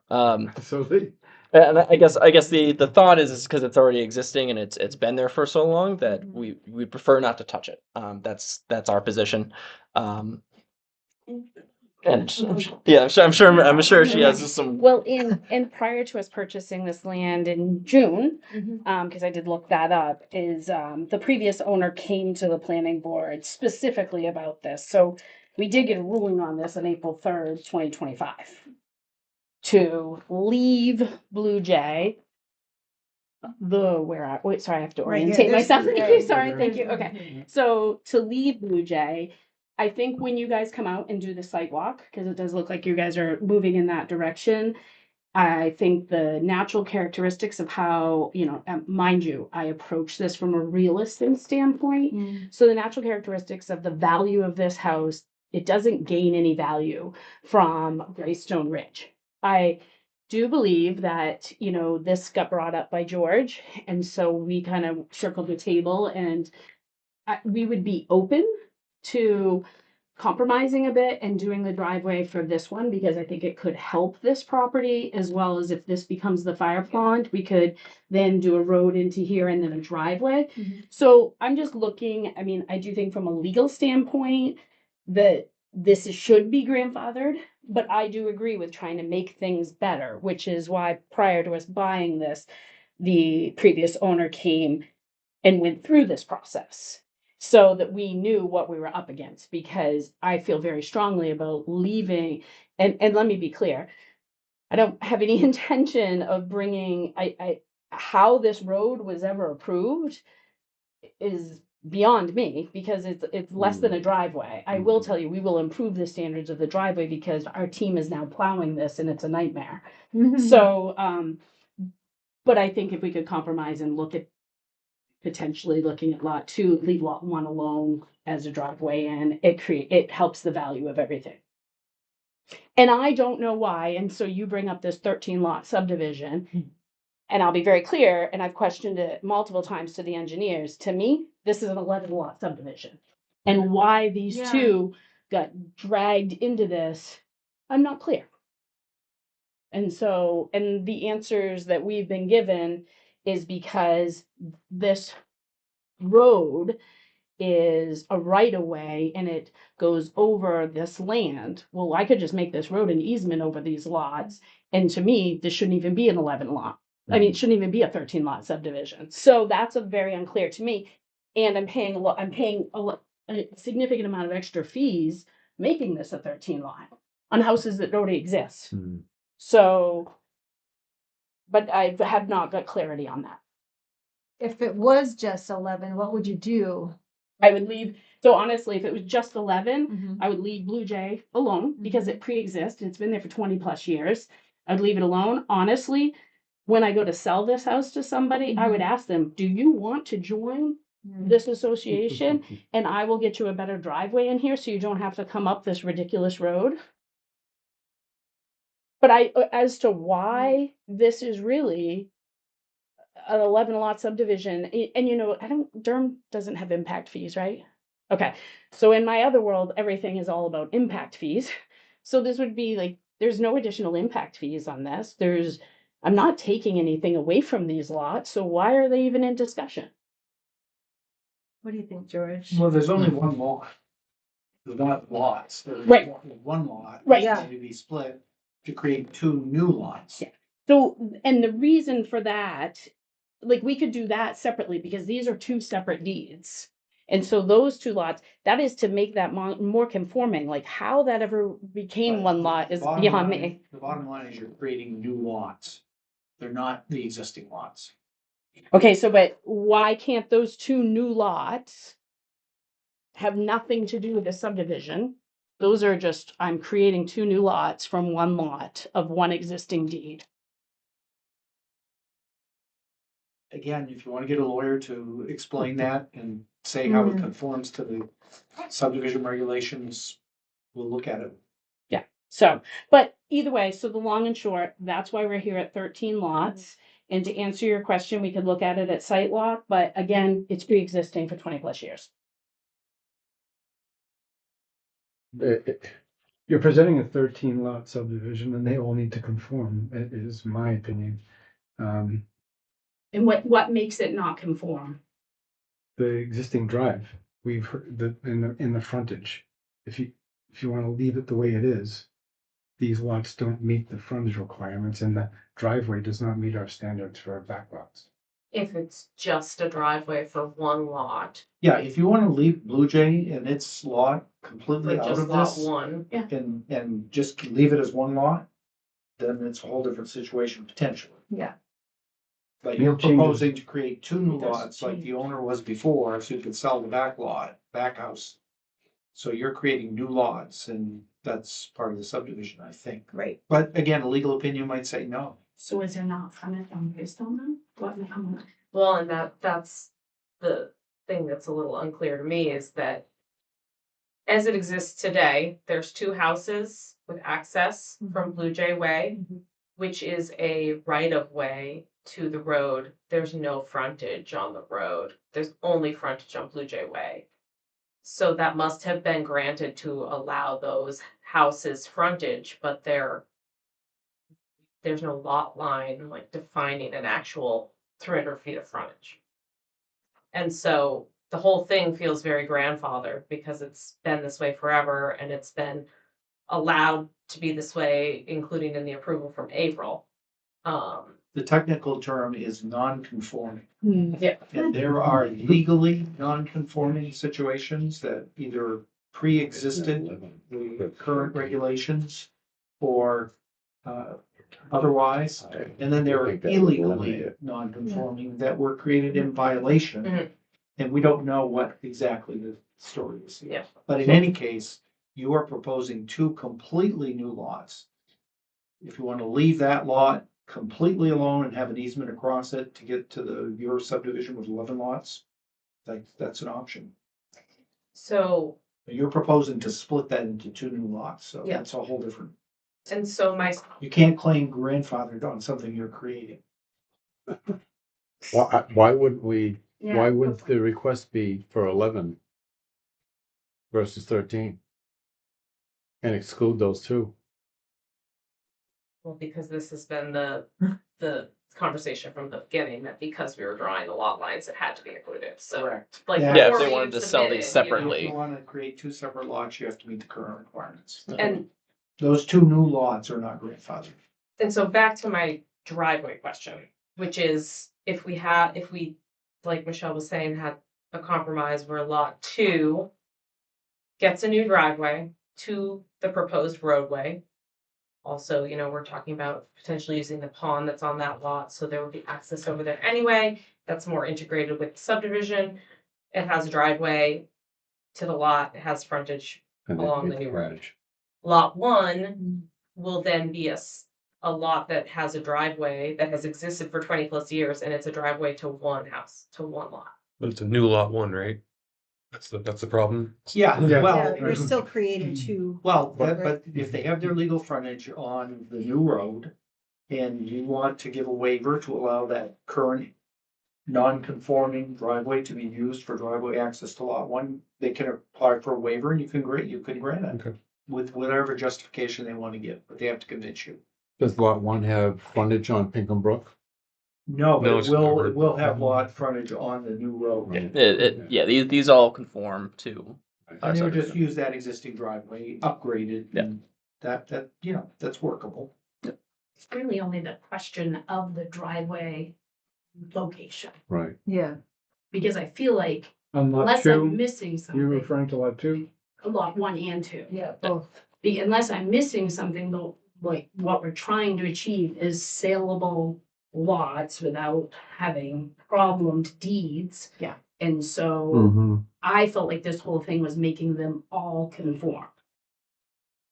Almost. Which it Almost, does. yeah, very close. But then the question about the The driveway. Yeah, the driveway driveway. is the issue, You yeah. know, I mean, in my experience, you don't necessarily have to have a driveway to the same road that you have frontage on. But maybe Right. that is something that's defined differently in your ordinances that I'm not aware of, but, you know, I've seen many lots that are on a corner, they have frontage on one road, their Hmm. driveway goes to a different road, even though they don't have technically enough length on that other road. And if that's something we need to request a waiver from because of the way your ordinances are written, then, you know, that's what we wanna find out. Yeah, so sounds pretty straightforward in terms of doing that, where we're lot 1 keeps Blue Jay Way, we have frontage, it meets the dimensional standards, and then lot 2 we connect, and that gives access to the fire pond as well. And I think it all works seamlessly like that. But we will, now that we know that a waiver is requested, I think we can make that argument pretty easily. So if you had a driveway on lot 2. Yep. To your existing new road. Okay. Would we discontinue the length of Blue Jay Way? Across lot 1. Only on lot 1, not 2. Just to lot 1, not Yes, across yeah. lot Right, 1 to correct, lot 2. correct. Correct, Yeah. yeah. Yeah. It's a reasonable compromise. I would think so.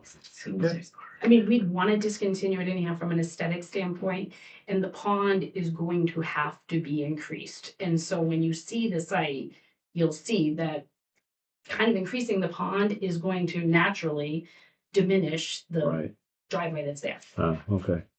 No, that's gonna be a very important conversation to have with the chief, because Yeah. right now, you're hugging the property line. Yeah. And who knows what's gonna happen to this pond? It obviously is gonna need to be expanded. Hmm.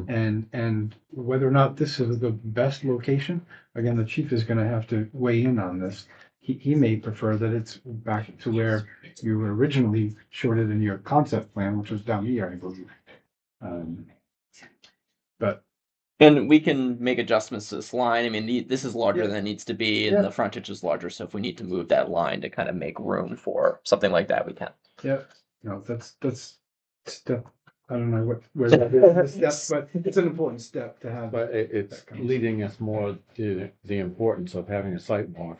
Yeah, Yeah, oh, that's without a doubt, yeah. I think that's where we're going. Matthew, right? Yes. What is that? That is a shed of some kind, I think, Okay, or some sort of small building. okay. I believe that lot 2 is owned. Yeah, we own that. Yeah, and Just that's gonna take that family. out. Yes, I think it might go actually because that person's moving, so I think it might actually go. It's pretty small. When If he the moves. road comes in. Yeah. And I think you'd bring like a road to this after talking with the fire chief, and then there's like some pretty, actually, once you see it, you'll see there's some pretty easy ways to put a nice looking driveway, and then this pond can continue to expand this way, which this area over here is a little bit wet, so it actually helps. Okay. Yeah, but we plan to get with the fire chief pretty soon to Sure. flush out these details because that's important. Oh, yeah. Definitely. Yeah, I haven't seen the existing pond, but I'm sure there's a lot of work that's gonna need to happen there, Yeah. to make it an actual fire pond. Yes. George, what was sorry, got off on the driveway part, what was the next one that you had? No, I think that was the one that I had, That was- so you've talked quite a bit about the clearing limits, and I think they have some pretty good direction for moving forward on that. And some of the gaps that you mentioned, Brian, showed on lots 6, 7, and 8, more detail there. And the wetland crossing, the need for a waiver on that road design for that. I think, and Blue Jay Way, those are kind of the substantive issues that I've seen. Hmm. I have some questions, but you want me to go? Go for it. Yeah, let's do it. US Fish and Wildlife Service consultation. I think you'll have to do that with your USACE permit application, right? Yep, there'll be a process online where we begin that, and then bats will show up because they always do. Yeah. And then whatever shows up, looking at the site, I mean, there's nothing. I mean, we've done projects in this similar area. It's usually bats. So Yeah, that will be that's part of the really it. process. What's your timeline on construction for this? As soon as Um, possible? yeah, as soon as possible. So, and there's actually a piece that I would love to talk about the final approval process, if this is an appropriate time to discuss it, unless you have more, if you want to get through your My questions. question is, I just know the permitting is really backed up. So. Yes. That's what that's. That That's was what you're talking yeah. about. So it says 6 months from preliminary approval. DP is not doing that 6 months Yeah. time period. So we wanted to get clarification from the board.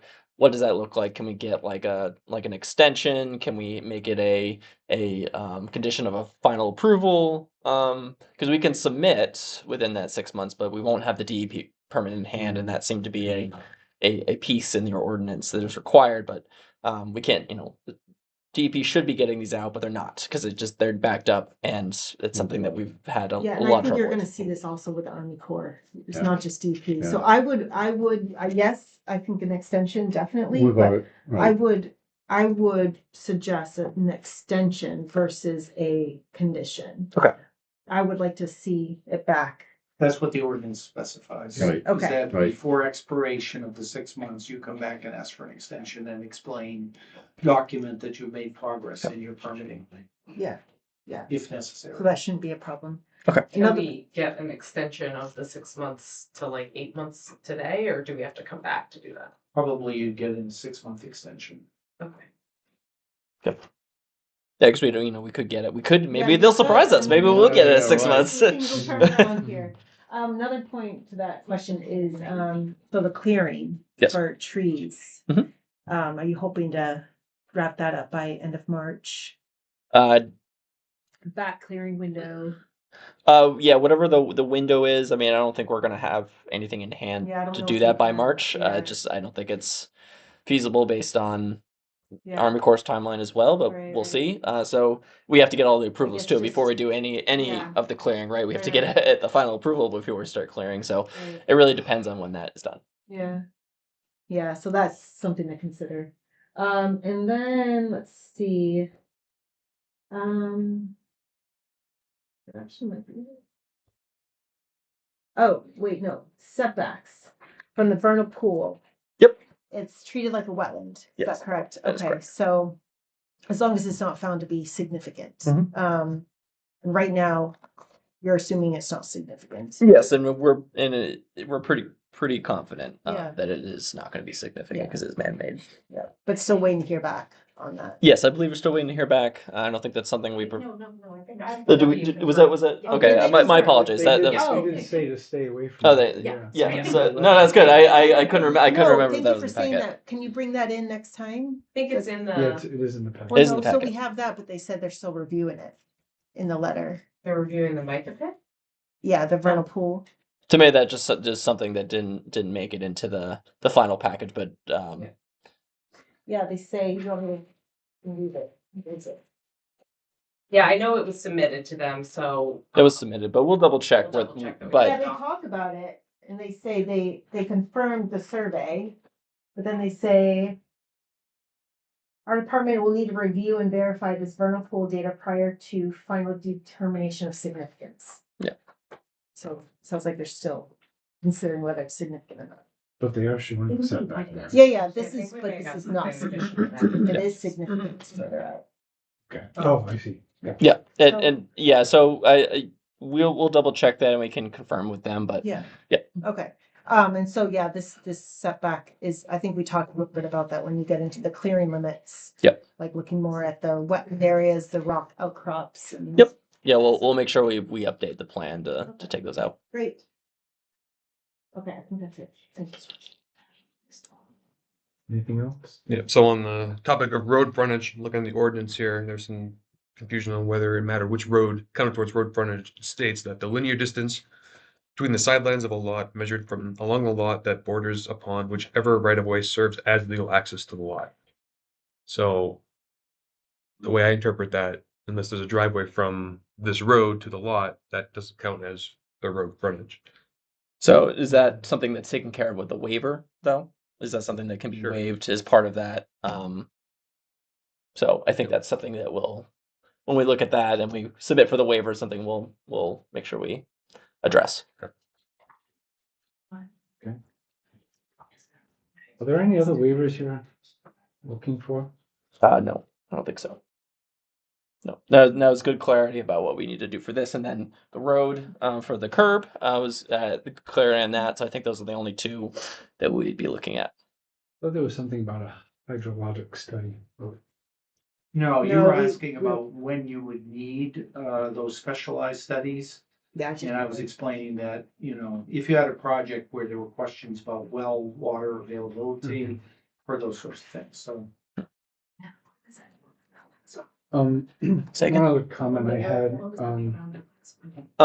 For when we're doing this lot here, he read the definition of a frontage, and he interpreted it as that because this doesn't have access, that it wouldn't meet the frontage.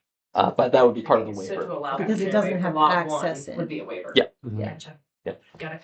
Yeah. You were saying? This sheet C-10. Yep. You know, we're pretty tight on the math here, again, for a cluster subdivision. We're very tight. You've got two different total areas of acreage listed on the sheet. I did notice it was 0.02 difference, like 19.05 and 19.03. Is that what you're referring to? I see, general note number 6, 35.370 Positive. acres. But then in your table, you listed as 37.88 acres, so a little bit more than that. Yeah, we'll make sure that that's cleaned up. Is that the acreage of the total project area? Yeah, Or 37. subject parcel? Subject parcel is 35.37. Yeah, so we'll have to make sure to understand what that was an error on our part, but we'll double check that and make sure that it's all cleaned up. But that's a good catch. I think that has to do with the remaining land Okay. in question. Okay, thank you. That The 37.88 is the actual boundary of the parcel, including that remaining land that we discussed earlier. yeah, so that chunk here that wasn't clear in the deed. Lot 3. Yes. Yeah, that over that open space in lot 3 area. Yeah. Yep. Yeah, in your survey, the page prior to that is dating 35.37. Yeah, that. Yeah, so that because we haven't had clarity yet, we took that out of the survey, so it's going to be a little bit less, and that's something that we'll need to. I think we've discussed need to clarify in the deed to make sure that chunk is included and cleaned up in the deed, and then once that is, and we've got confirmation, legal confirmation, that will go into the survey, and it will be updated to be 37.88. Yeah, that's quite important there. Yes. It's clear that you all own that. Yes.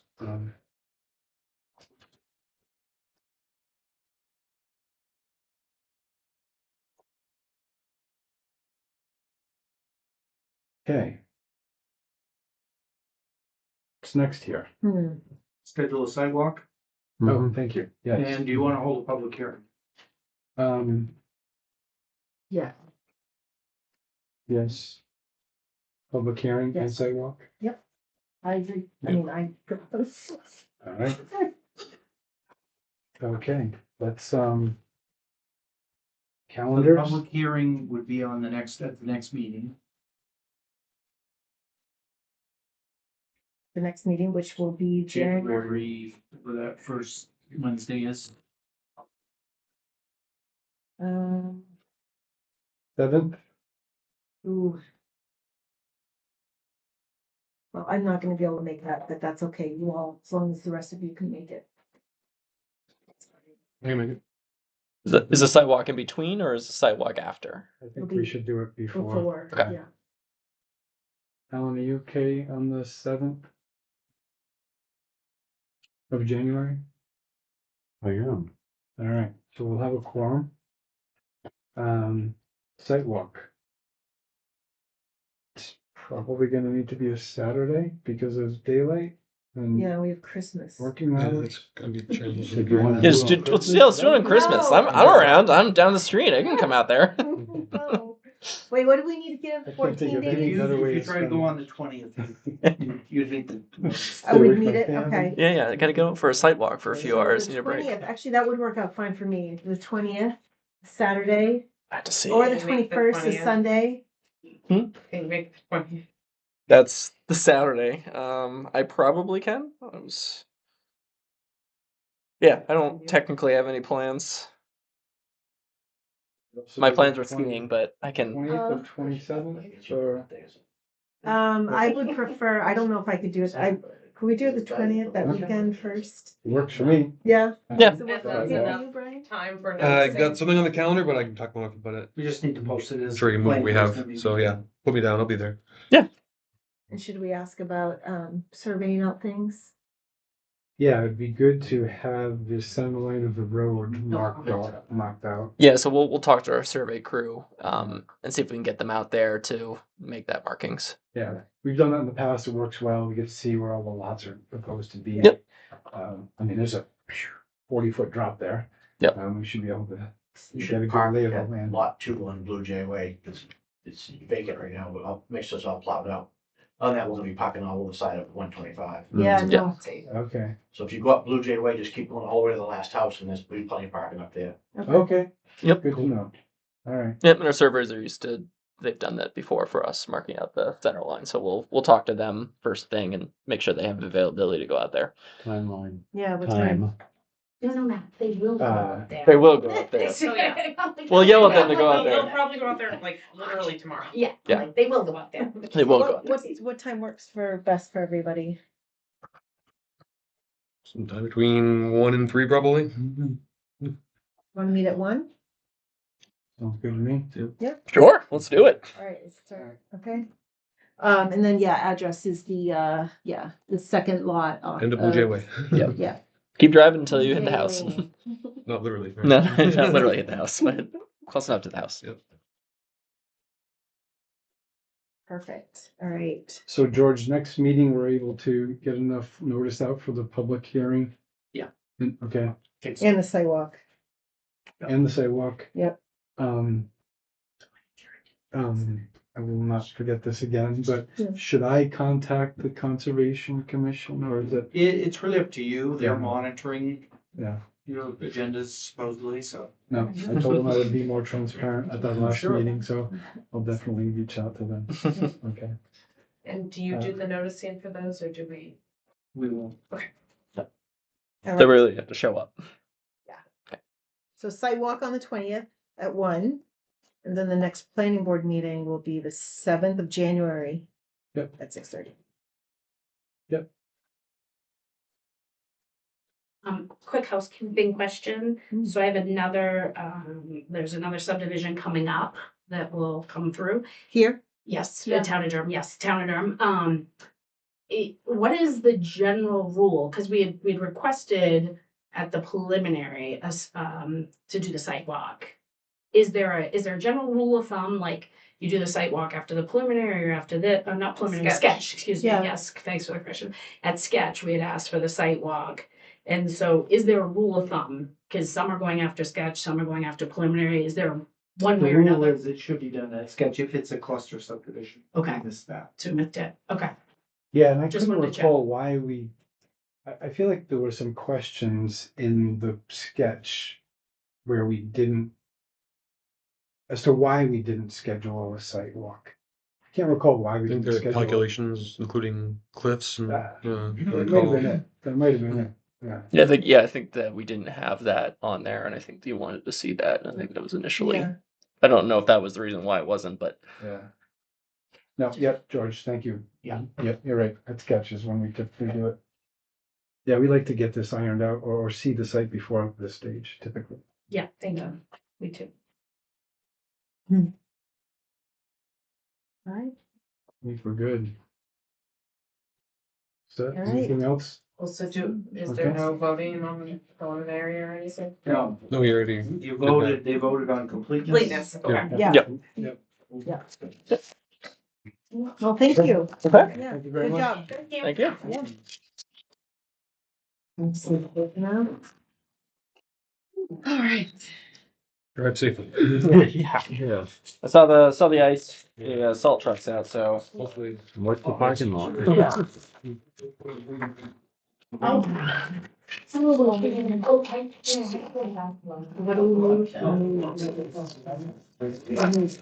Continuing business. Yeah, so continuing business, yeah, George had provided us with a template. Well, I'll just talk to him. And I took a stab at filling it out. I think I captured thank you. everybody who was there. There was one gentleman, another Brian. No way. But I don't remember his last name. Yeah, And I either. couldn't, I looked at the lots on the tax map and his Mhm. name didn't show up on any of the Yeah. lots, so. I think I captured everybody that was there.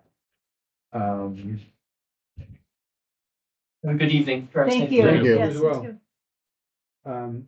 Does anybody have any questions, comments, additions, edits to this? No, I would just like to say, Brian, this is amazing. I think this is the first time I've ever seen a review response from For Sidewalk.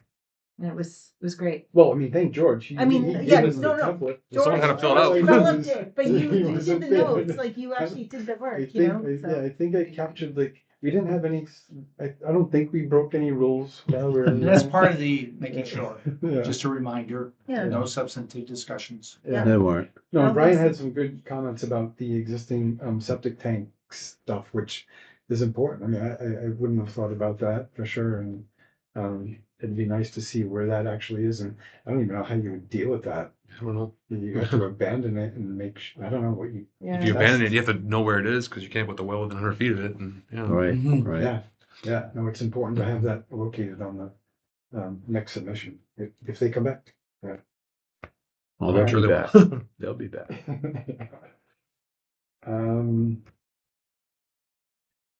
So if you want to just vote to accept that Oh. report, that'll go into the record, and that's all you need to do. Okay, I'll make a motion to approve the Durham Planning Board site walk record for the Durham Heights subdivision. Second. All in favor? Unanimous? All right, land use ordinance amendments. Okay, so pretty much I think you're all up to speed with where we are at this point in the process. We've spent all summer and developing the six minor policies, you drop noise. And the 10 administrative changes. And those are pretty much ready to go if you're satisfied with recommending those to the select board. As I pointed out in my notes, the town manager and fire chief have come with some additional requests. One is for modification of the fire chief's inspection of backlot road driveway access. And if he does not do it, then it falls on the code officer. But somebody has to inspect it. And then the codification of the town planner position. I've been working with the planning board going on 6 years now. Mhm. And technically, the code officer is still listed as the officer of the town that processes planning board applications. So the town manager really wants to see that clarified.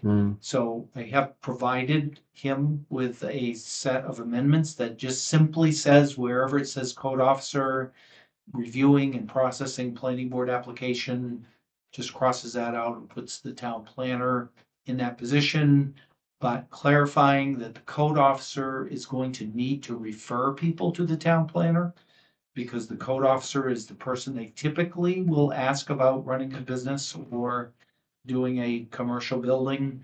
And so that will be their role. They would just inform the applicant, you have to go to the planning board. Here's the contact information for the town planner. And then the other aspect of it is that once you make your decision on a subdivision or a site plan or a conditional use, the code officer is responsible for enforcement. The town planner has no enforcement role or authority. So the select board last night reviewed that proposal from the town manager and they're on board with it. So it's pretty simple amendment and I'll, you just, like I said, on those same, it can be part of the same set with extending the time limit or time frame for applying to 3 weeks from 2 weeks and reducing the copies. We can just put that straight through language and new language of town planner right in there. Don't even have to make it another issue. Okay, so those two, you probably did see email from the code officer today with a bunch of issues that felt like we had already addressed. So I guess one of the issues, other staff members feel pretty strongly about not requiring maintenance agreements on private roads. Pointed out, that's been the policy for 20 years or more. And for that to change would be maybe more than a minor policy issue that the track you've been on. So you did discuss it came up at the public meeting, information meeting. You said probably not able to be handled as a minor policy issue. So, but it came today. I did clarify, asked him for clarification about tiny homes. Do they need a foundation or can the town require it? So I asked him for that clarification. And I think, and they also feel like having multiple road classifications is not suitable for a town like Durham. But I've made points to the town manager to say, all you're doing is adding one classification in case the town gets a big subdivision or the interconnection of subdivisions would potentially bump up to a sub-collector. And how when you go for your next round of comprehensive plan updates, you have to address transportation. And if you just say, oh, we're going to keep all our roads narrow so you can't have sidewalks or bike lanes, this will help the town strategize for convincing Augusta that you do meet the alternative modes because you're making provision for future expansion of those roads within a larger right of way. So anyway, for all those reasons, I still feel pretty strongly that the town should have more than just a simple one road classification. Even though that's mostly all you get built, I think you need more than that. So, but if the planning board wants to, and I did encourage the other staff members to make a proposal. So if that comes forward and they feel adamantly that get rid of private road maintenance agreements, I think you do have to discuss whether does that apply to subdivisions as well as private ways. I think you have to answer that question. Why not? Why do you do one and not the other? So it's a bigger issue than just simply, It is bigger. just fix it. Yeah.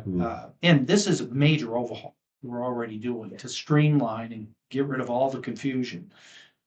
So that was, I'm not sure if you want to go there or. Regarding the maintenance agreements, couldn't that just be rolled into a HOA requirement? Well, with a private way, you don't have an HOA outside subdivision.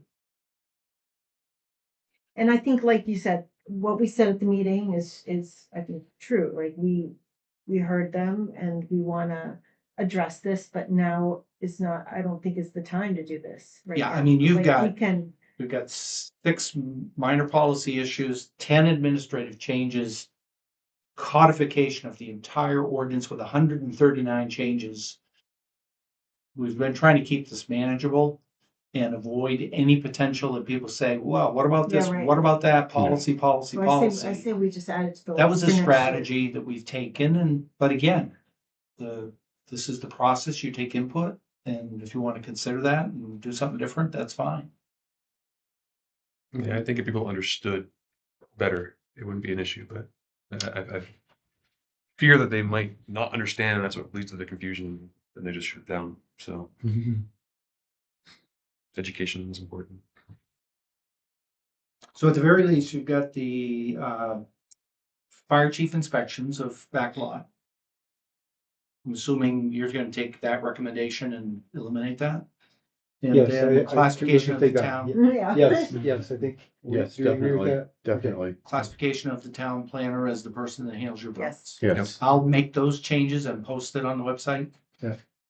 But I think we could repeat ourselves. I would like to say that we can repeat ourselves on the maintenance agreement, that it is an important topic, but we don't want to cover it right now. We'll cover it next round.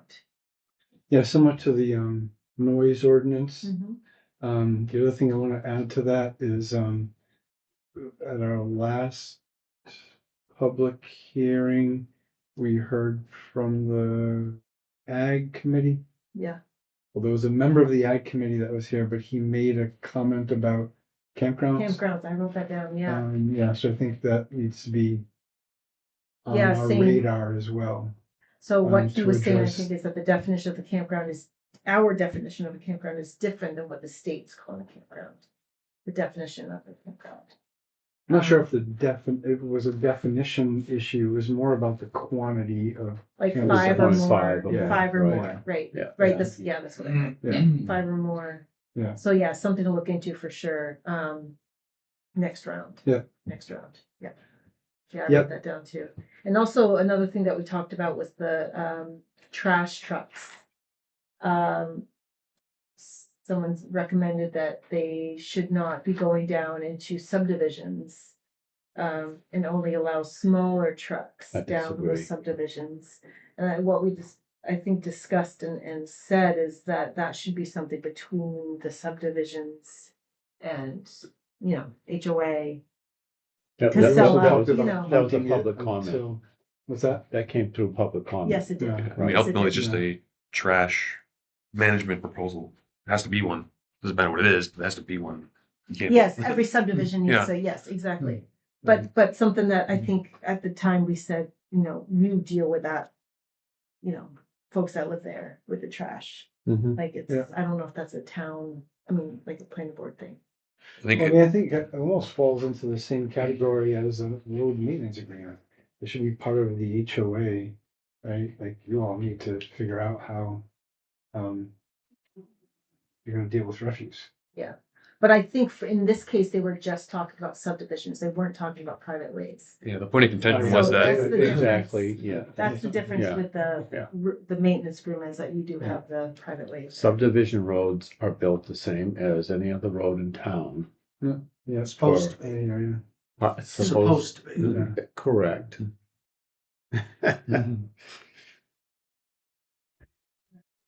But, so George, did we kind of answer everything there? Yeah, and then the last thing is I did give you an update on those, and included a schedule, the calendar to tell you when this goes.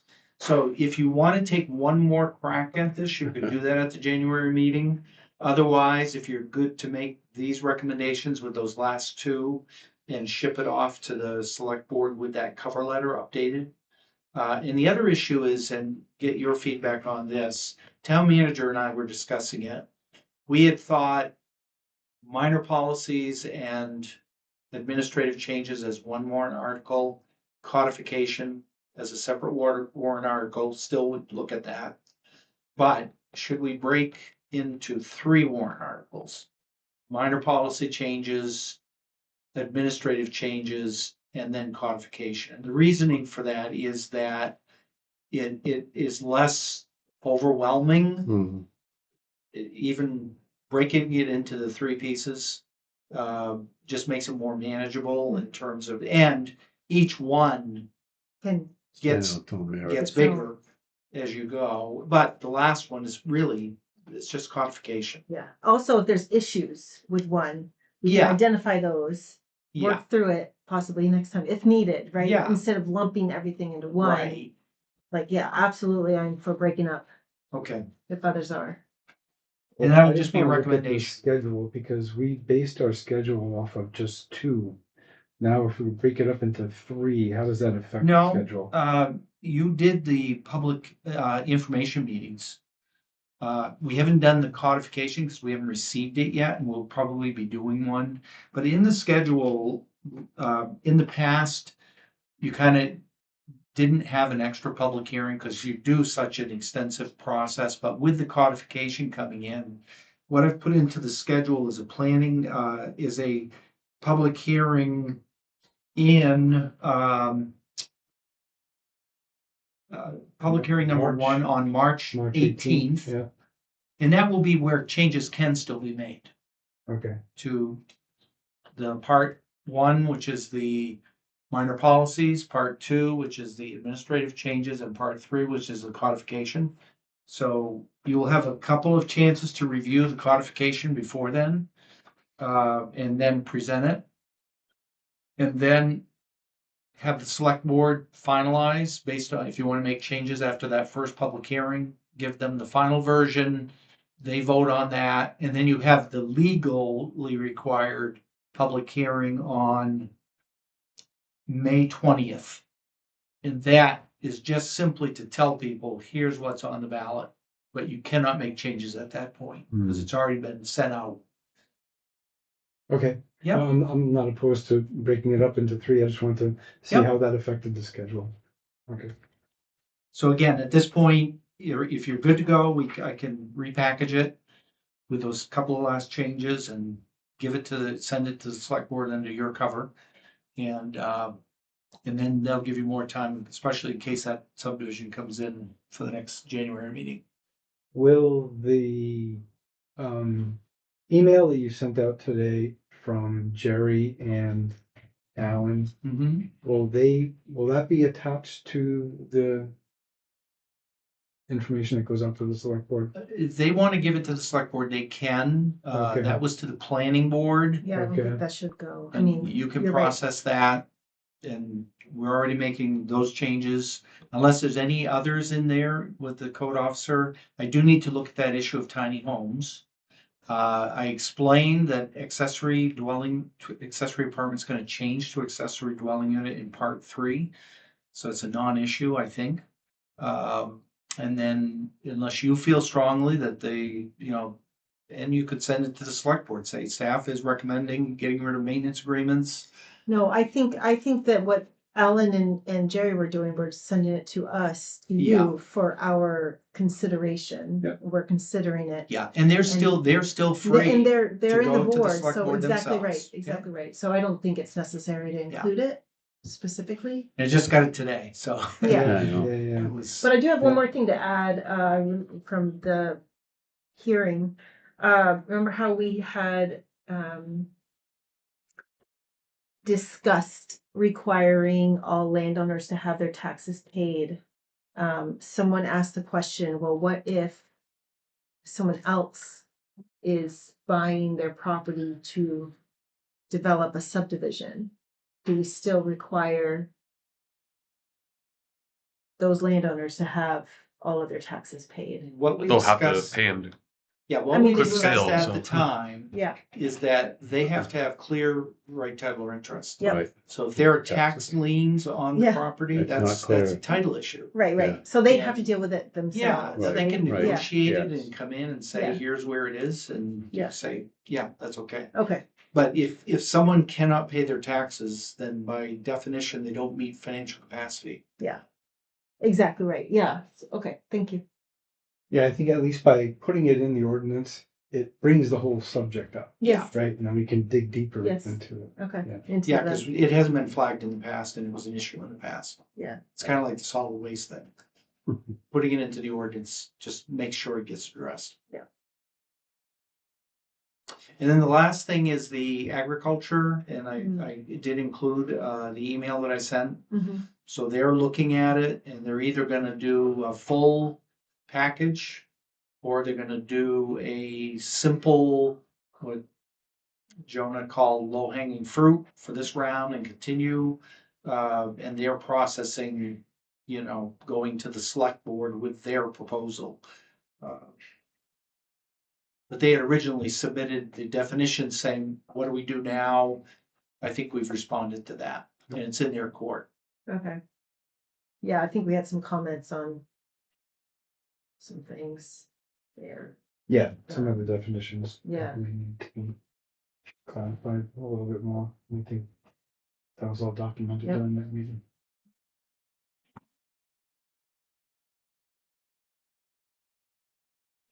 Good. And the last part is the last slide here, Yeah, but regarding the comp plan. I think Yeah, that's just- big news, I think. yeah, Wait, just what? so you Wait, know, what? okay, So we've been operating under the assumption that all of those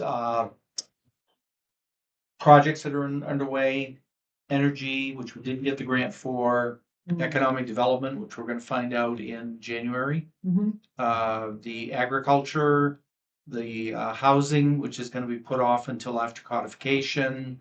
All of those issues really are probably gonna be the framework of the next comprehensive plan.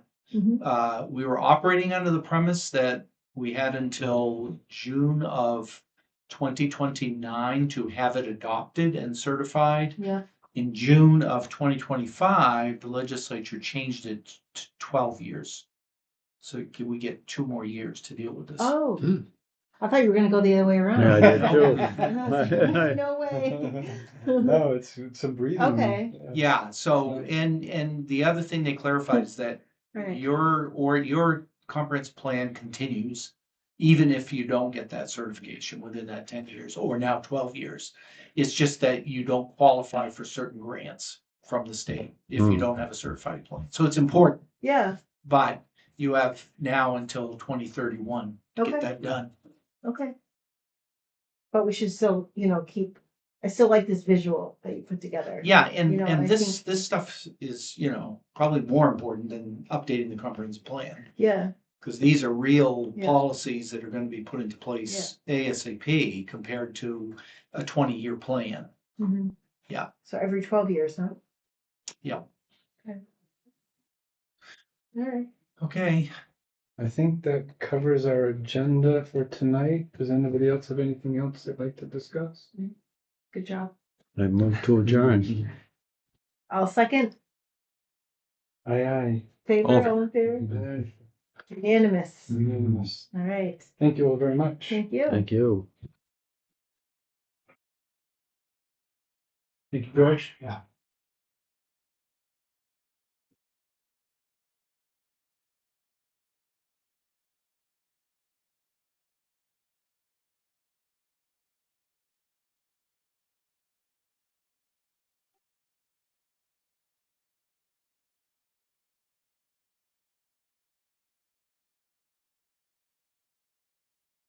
How many sirens during the meeting? No, truck out there. Trucks are all. Oh, that's right. That's a big. Really, Fire. Oh, yeah.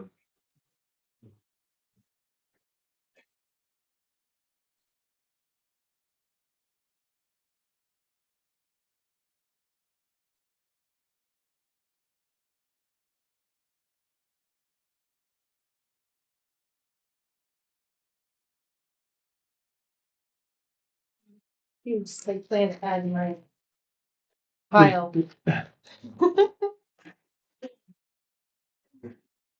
Yeah, imagine what your home office must have. Oh, yeah, you Can't find don't, it. you don't, yeah, you don't wanna know. Fire hazard. You really don't wanna know.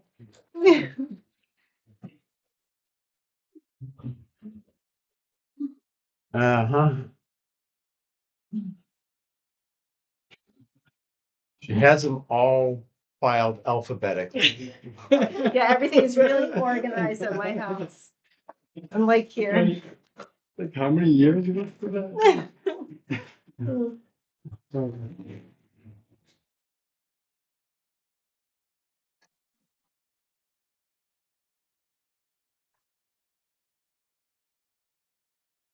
Well, the road's better. Yeah.